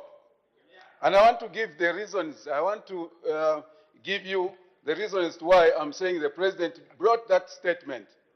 If you look at the campaign messages that the President was giving to the nation, he told the nation that he is going to make it possible for our children to go to school with free education. He said he is going to make it possible to increase the CDF fund from 1.6 to 25.7. He said he was going to create employment. I know that from the previous regime, those were songs that they were singing that never came to pass. That we are going to create employment. But the president said we are walking the talk. And he created employment. He employed teachers, he employed the nurses, the doctors, all the health workers, and he increased the CDF. And today, that's why the House, Madam Speaker, is quiet. Because what are we going to talk about? In the previous session, during the PF regime, we were making a lot of noise here because we felt that development was one-sided. One Zambia, one side. And it was one Zambia, one side. Now it's one Zambia, one nation. Yeah. But because there are those things, we were making a lot of noise. This time, who is going to talk? Your children, your nieces, everybody, your relatives are employed. When it comes to CDF, everybody has CDF. Because even if you talk here, the people down there in your constituency, they are jubilating, they are rejoicing, they are excited. Because they have received the monies, they have received the development which they have been yearning for. As we are talking, most of the teachers, we heard one of the teachers actually mentioning that I got employed without something. Something. Which means before you could not find employment, you could not get into government, you could not get employed without something. So now we have everything moving in the direction that everybody desires. Just today, we feel there is fresh air, including the honorable members, at the expense of debating my colleagues. Honorable Kafkaya, he is a free man. Today, we used to have cadres that were moving here and there. He was a minister at that time. Order, honorable member, don't mention other honorable members. Just I withdraw that, Honorable Speaker. I withdraw that. But what I wanted to say is, those people, when they are on the helm, we used to have to see a lot of confusions. These roads, they can park on the middle of the road and tell everybody to turn. We could turn, could not do anything. But can you see it today? No. It's not there. No. Why? Because there is order, there is political will. There is somebody on that steering because the vehicle can't just be on autopilot. There is somebody to control. He said if Kadarism is going to continue, then you are alone. Whatever you do, you are alone. Madam Speaker, when we talk about the CDF, how it has helped our constituencies, how it has touched the lives of the people. Today, everyone, when you go in every constituency, you find the women, youths, and everybody is applying for the funds, and they are able to access those funds easily. What else are we looking for? There is completely political will. And when we say we want to change, when people are aiming to change government, this is one of the things that the people are looking for. They really wanted to see where, when you walk into an institution, you are recognized. When you walk into an institution, they will not look at your name. They will not look at the origin, but they will look at the thing that you are looking for. If you are looking for employment, do you have the requisite qualifications? Then you get employed. Very soon, when Zambia Air Force and the police employ, I don't know who will be talking then. Because all of us, money would have come to our places. Money would have come into our homes. I want to talk about the IMF. One of the colleagues, at the expense of mentioning names because I've been restrained, somebody from your left, Madam Speaker, was actually saying, you are not exporting, you are not doing anything, then the rate is coming down, the exchange rate is coming down. Us that we grew up in the villages, there used to be a tradition, if you want to marry somebody, you want to marry, you have seen a lady, you must, elders would tell you that don't go to that house. Yeah. Don't go to that house. Even the IMF, they had reasons why they could not give the past regime the package. They had the reason. You can't go into that home. You can't go into that home. You can only go to this home because there is prudence in this house. Period. And everything, the confidence, the world, the global confidence came back to Zambia. And we have seen all the investors now trekking to Zambia. We have seen the exchange rate. Everybody was hiding their monies. In Itonga, we say, "Amujatema bag." Hold your bags of money. Otherwise, it will be stolen. So now, when they see that there is peace and you're able to do whatever you want to do, why? Why are you panicking, holding your bags? You will leave them. And the peace that has come and made the world, the global, a confidence that Zambia is the next destination and you can invest your money and there is prudence, there is peace, there is no Kadarism. There is no more God somewhere, Soweto. Then there is no, that place of where they used to torture our people. Torture chamber. And then when they saw that, you see everything gets stabilized. Indeed, things were rough when this government took over. Things were very rough. And they had to, to do extraordinary things in order to control the economy and bring the economy where it is today. And a lot of people are saying you will not manage. But here we are. After this year, next 2024, Madam Speaker, will just be reporting here, we chat and go back. There will be nothing to debate about. Because everything will be okay at that time. And they will believe. Because even during the campaigns, they were told, this is what is going to happen, and they never believed. Once more, you will believe. I thank you, Madam Speaker. Thank you. The Honorable Member for Muchinga.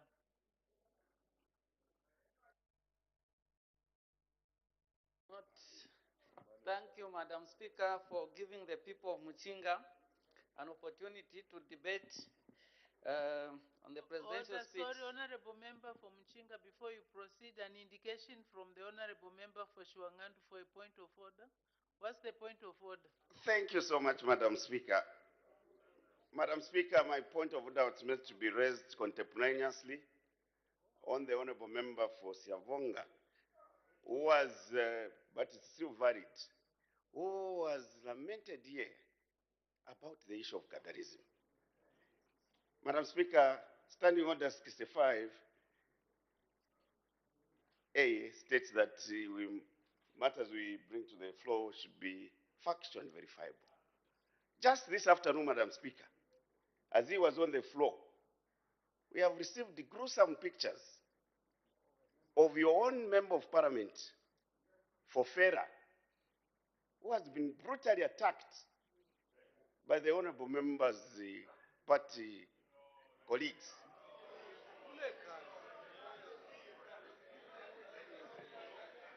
Was he in order? Was he in order, Madam Speaker? Because I wanted to take advantage of his lamentations, Madam, to bring this to our attention that the Honorable Member, as I speak to you, has been attacked and we have received gruesome pictures, courtesy of the electronic platforms. Was he in order, Madam Speaker, to praise himself and his party in that fashion? I seek your serious guidance. Thank you. From my understanding, the Honorable Member was debating the policy as articulated in the President's speech. And the President, I was here when he was saying that if there's a cadre, the cadre will be on his own. So if there's anybody who has attacked any Honorable Member for FERA, they will face the law on their own because... So we are discussing policy statements here. May the Honorable Member for Muchinga proceed. Thank you, Madam Speaker. I was just saying thank you, Madam Speaker, for giving the good people of Muchinga an opportunity to debate on the presidential speech that was delivered on the 9th of September 2022. Madam Speaker, let me start by mentioning something that the President talked about regarding the Zambian economy. First of all, allow me to disagree with my brother who debated 2 days ago, who mentioned that the gain of the kwacha against the major foreign currencies might be artificial. Madam Speaker, the people of Muchinga are saying that the good policies put in place by the New Dawn government has led to the gain of the Zambian kwacha against the US dollar. Madam Speaker, it is on record that when the country is peaceful and has got good policies, investors will have confidence to invest in that particular country. Madam Speaker, this is what is happening to Zambia at the moment. A lot of people from outside are ready to come and invest in Zambia because the government, the New Dawn government, has put in place measures that are there to safeguard their investment. And this has led to the kwacha to grow. As the kwacha grows, we have seen prices of commodities going down. And this is not a secret, Madam Speaker. If you go into ShopRite, if you go into other supermarkets, you will see that things now have started going down. And this is good for the country. I want to believe that every patriotic Zambian should support what the President said regarding the economy. We don't need to politic just for the sake of politicking. Things are there for everyone to see. Madam Speaker, I also want to talk on the mining that the President talked about as something that can bring wealth to Zambia and to many Zambians.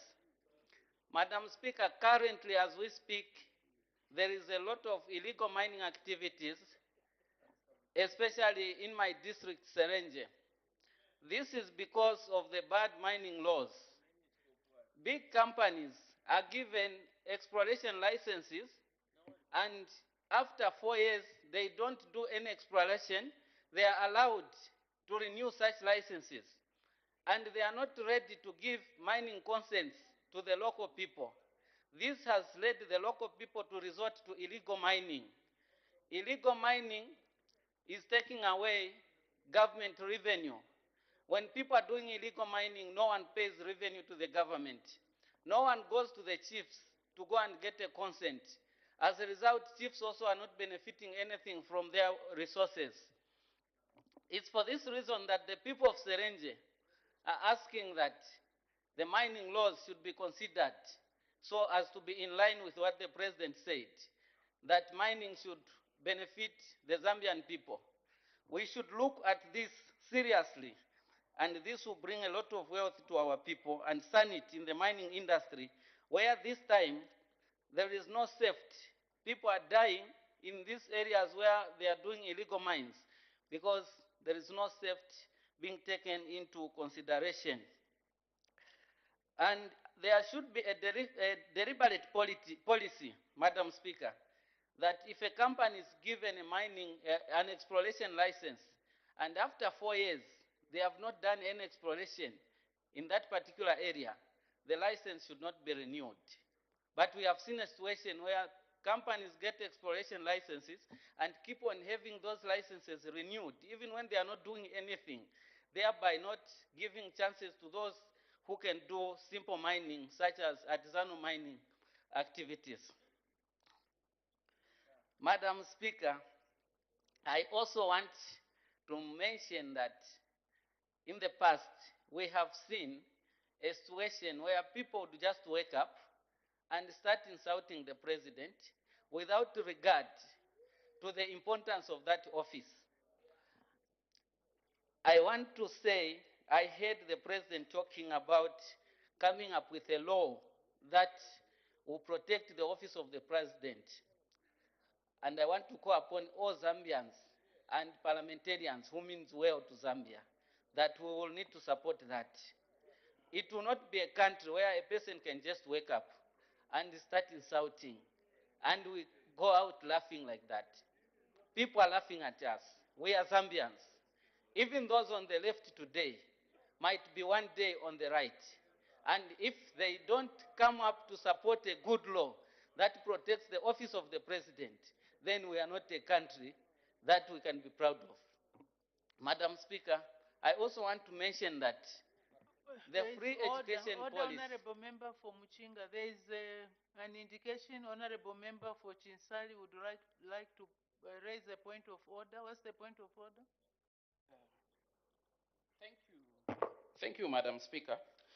I rise on a point of order in line with Standing Order number 65, which says that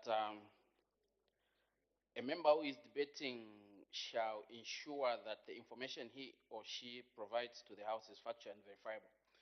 The honorable member who is on the floor is saying that the president said he's going to, the government is going to come up with laws that protect the office of the president, when in the actual sense, the president said he is going to repeal, the government is going to come up with laws that repeal the current, what is existing at the moment. So, is the honorable member in order to mislead this House and the people who are watching and listening? Madam Speaker, I seek your serious ruling. Thank you. Thank you. The president's, in the president's speech, what I understand is there was a reference to the repeal and the amendment of the defamation, the law on defamation.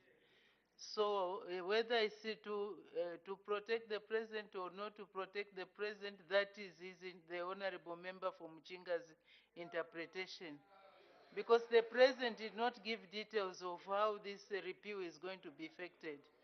So that is the honorable member's understanding of that statement. So the honorable member is in order. Proceed. Thank you, Madam Speaker. English is not our mother tongue. We just learn. Probably blue in my eyes might be white in somebody's eyes. I understood it like that, Madam Speaker. Thank you. Madam Speaker, I also want to say that the free education policy is not a joke. Some of us have got constituencies in the valley where pupils had never seen the walls of a classroom. This time around, with the good policies of the New Dawn government, we have got all the pupils in school, because even those parents who could not pay for them are now leveraged to have their pupils in school because the government is doing so, is paying for them. And this, Madam Speaker, cannot go unappreciated by the good people of Muchinga. Muchinga being a rural constituency, Madam Speaker, we also hope to benefit a lot from the rural roads that the President talked about. Muchinga has been in existence for some time, but the roads are quite bad. When we hear that in some districts, or rather we hear people saying there was massive development in the past, we never saw that in areas like Muchinga. But this time around, Madam Speaker, I can mention here that things are happening. Madam Speaker, allow me to donate a few seconds that I still have to debate to the next debater. Madam Speaker, thank you. Thank you. Thank you very much. For you, Ding, 45 seconds. The honorable member for Kaumbwe.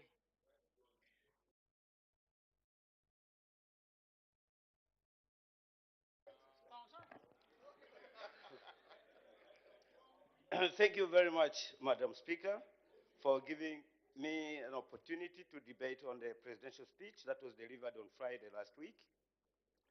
The people of Kaumbwe constituency bring their greetings to the House and also are making an invitation for the Kutira Nsembe ceremony that is going to take place, Kutira Nsembe ceremony that is taking place this Saturday at the palace. At the Monjawantu Palace, right away in Kaumbwe constituency, right away in the middle of Kaumbwe constituency. So I'm inviting everyone so that you go and hear, go and see how the Nsengas do it after the presidential speech. I will begin by giving a urology of Kaumbwe constituency. I'm presiding over a constituency which is the least developed in the country. Out of 156 constituencies, Kaumbwe constituency is number 156, the least. This is obviously evidenced in the from the report from the Ministry of Finance and National Planning on the subsector analysis, and Kaumbwe is studying at 94.9% poverty levels. This is a constituency which is bordering with Mozambique, at least about 150 kilometers of informal border. There is no government boarding secondary school, which has, the constituency has more than 60,000 people, and there's no piped water. There is no border post. There's no border post. We access merchandise from Petauke, which is about 70 kilometers. We want to thank the government for giving us the first mini hospital, of which we're looking forward to be operational. The area, when we talk about transport network access, the communities is almost inaccessible. There's no communication between communities. Well, having coming back from this background and listened to the presidential speech that was delivered on this house on Friday, we, the people of Kaumbwe constituency, looked, analyzed, listened to the president's speech very, very carefully with anxiety. And the anxietiness comes in that the speech came up with a lot of hope for the people of Kaumbwe constituency. The hope that is there is envisaged in the following. One, on page 3, the New Dawn government prioritized in the first year.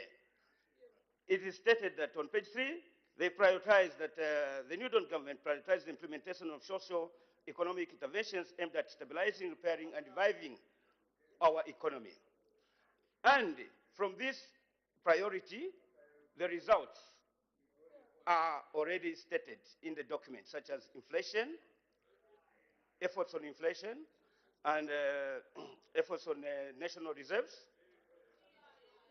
So it shows that the results are consistent. Honorable members, can we listen to the debate quietly?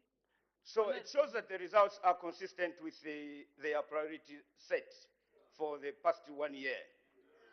And the following year, which is this year, is stating that the New Dawn government is going to tackle debt crisis in terms of restructuring the debt and reviving the hope for this economy to go back to its trails.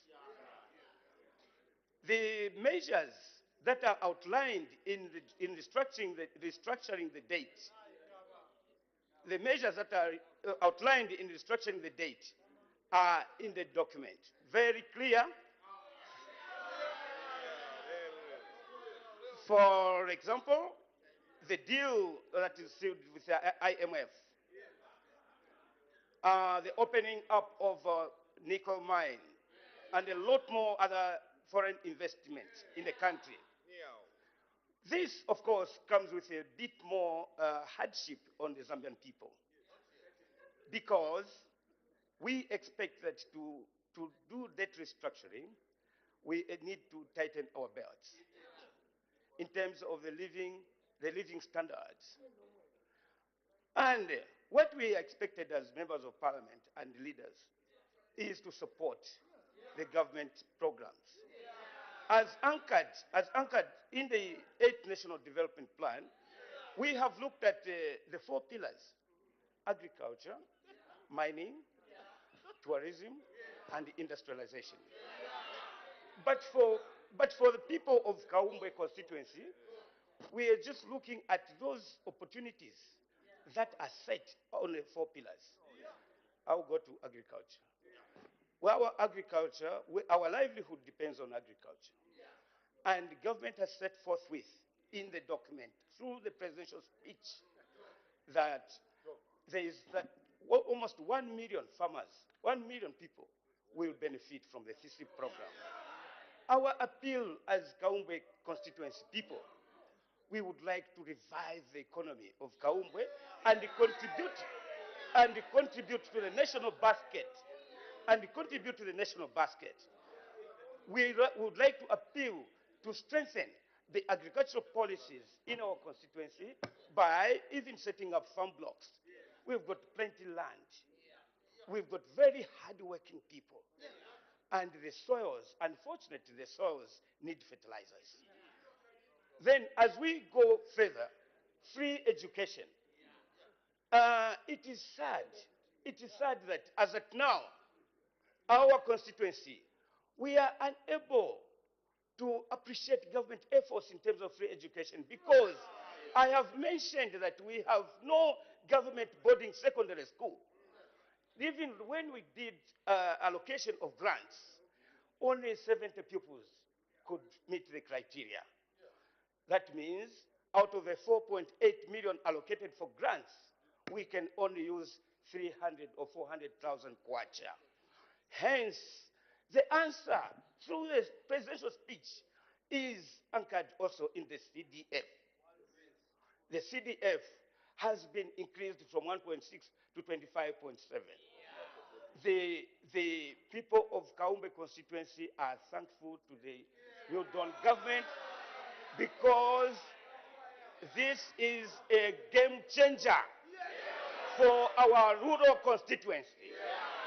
We have already prioritized that our people need to access free education. We are going to build, we are going to construct government boarding secondary schools through the CDF. But thank you, Honorable Member. Time up. Your time is up. Thank you very much, Madam Speaker. Share.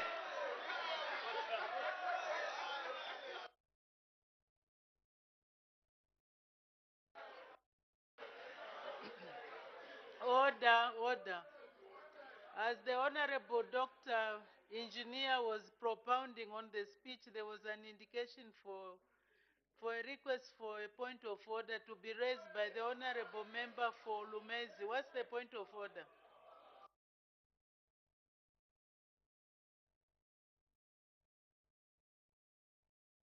Madam Speaker, I thank you sincerely for permitting me to raise on this point of order. Standing Order 65B to be precise. Madam Speaker, the Honorable Member has just told the House that we should tighten our belts without bringing verified information on the floor of the House. How are we going to tighten our belts? Is hunger looming? What is it that we are tightening? Was in order to tell the House that we should tighten our belts? And if he's in order, was it under the theme of Uberima Fides? I seek your serious ruling, Madam Speaker. I didn't understand the last words that you used.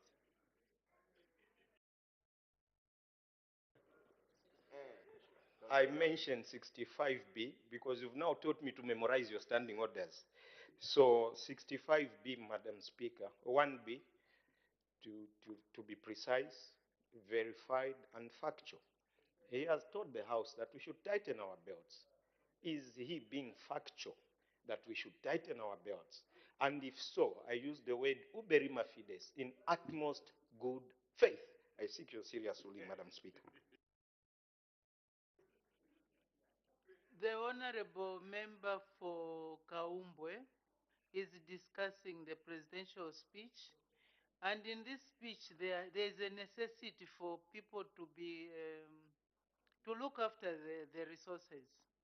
So if one is looking after the resources, means the economy, for it to succeed, we have to tighten our belts. So in that context, I find nothing wrong with the Honorable Member saying we should tighten our belts.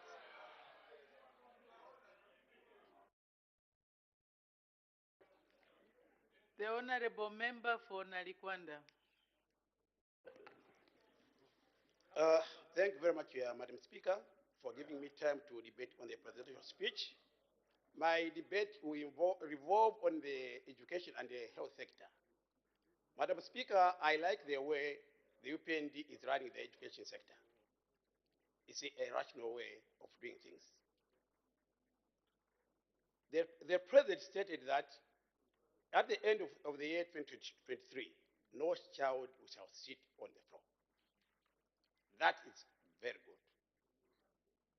First of all, when the new Dawn government came into power, there were a lot of pupils who were not even in school.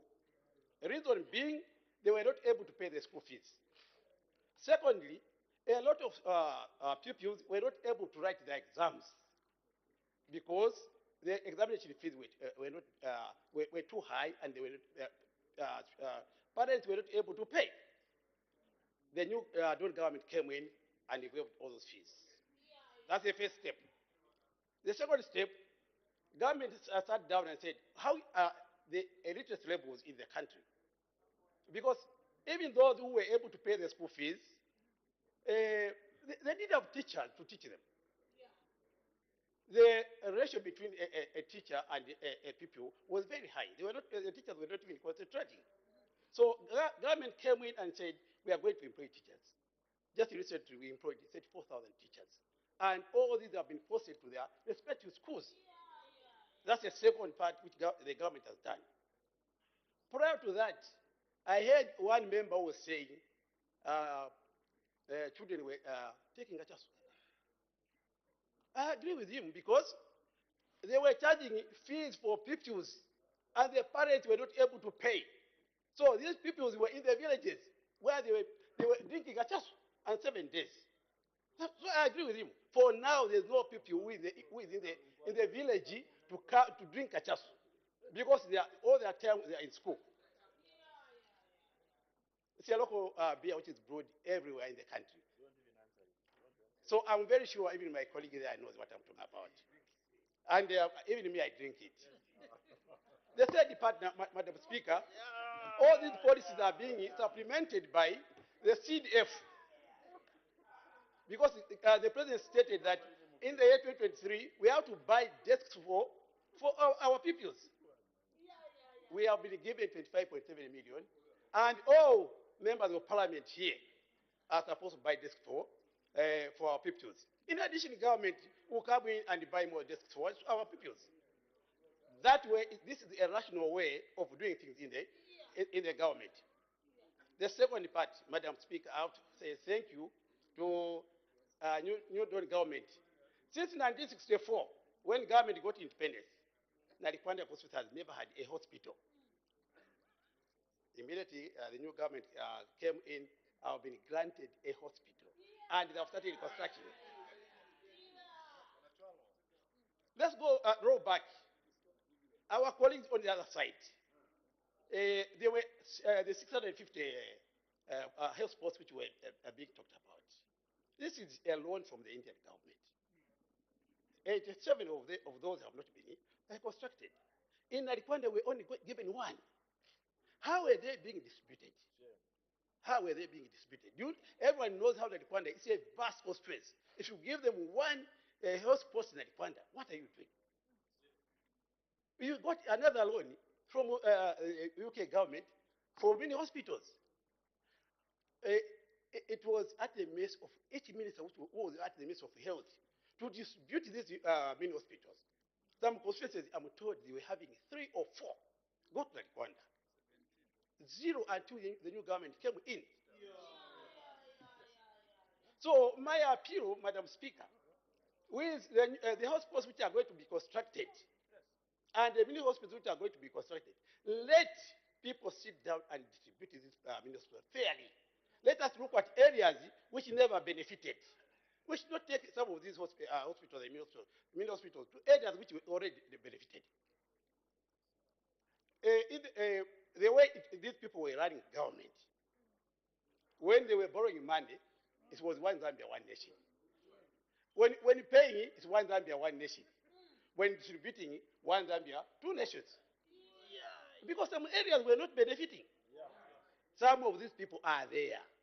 They know themselves. They can't even argue with me. I go to the third matter, Madam Speaker. We have been given support by the IMF. This is a very good way. Last year, when I was made a speech here, I almost cried. Because our colleagues there, instead of going to the IMF and World Bank to borrow money for investment here, they went to the commercial banks. Kalova. People were crying. Please don't go there. No, I will not cry. Meaning, honorable member? Black market.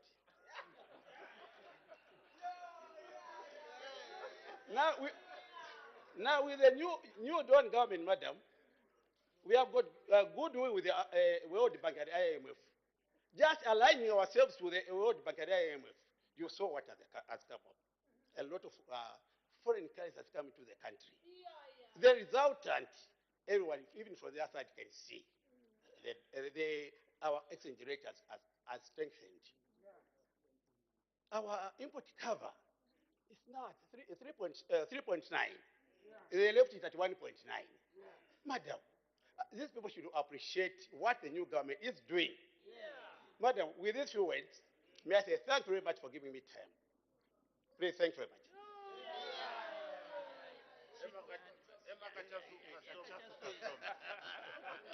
Thank you, thank you. Any further debate? Any further debate? The acting leader of government business adjournment.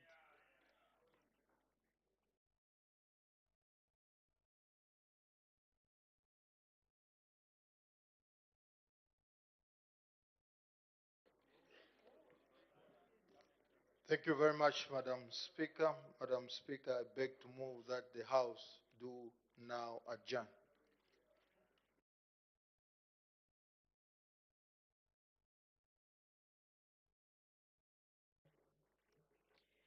The question is that the House do now adjourn. Any debate? Any objection? The question is agreed to. The House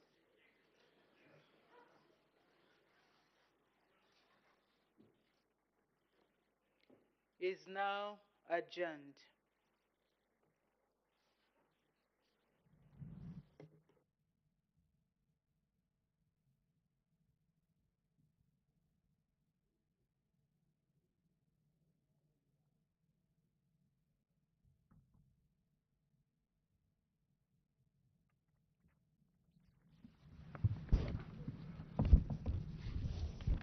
Good evening, you're tuned into Parliament Television. That note brings us to the end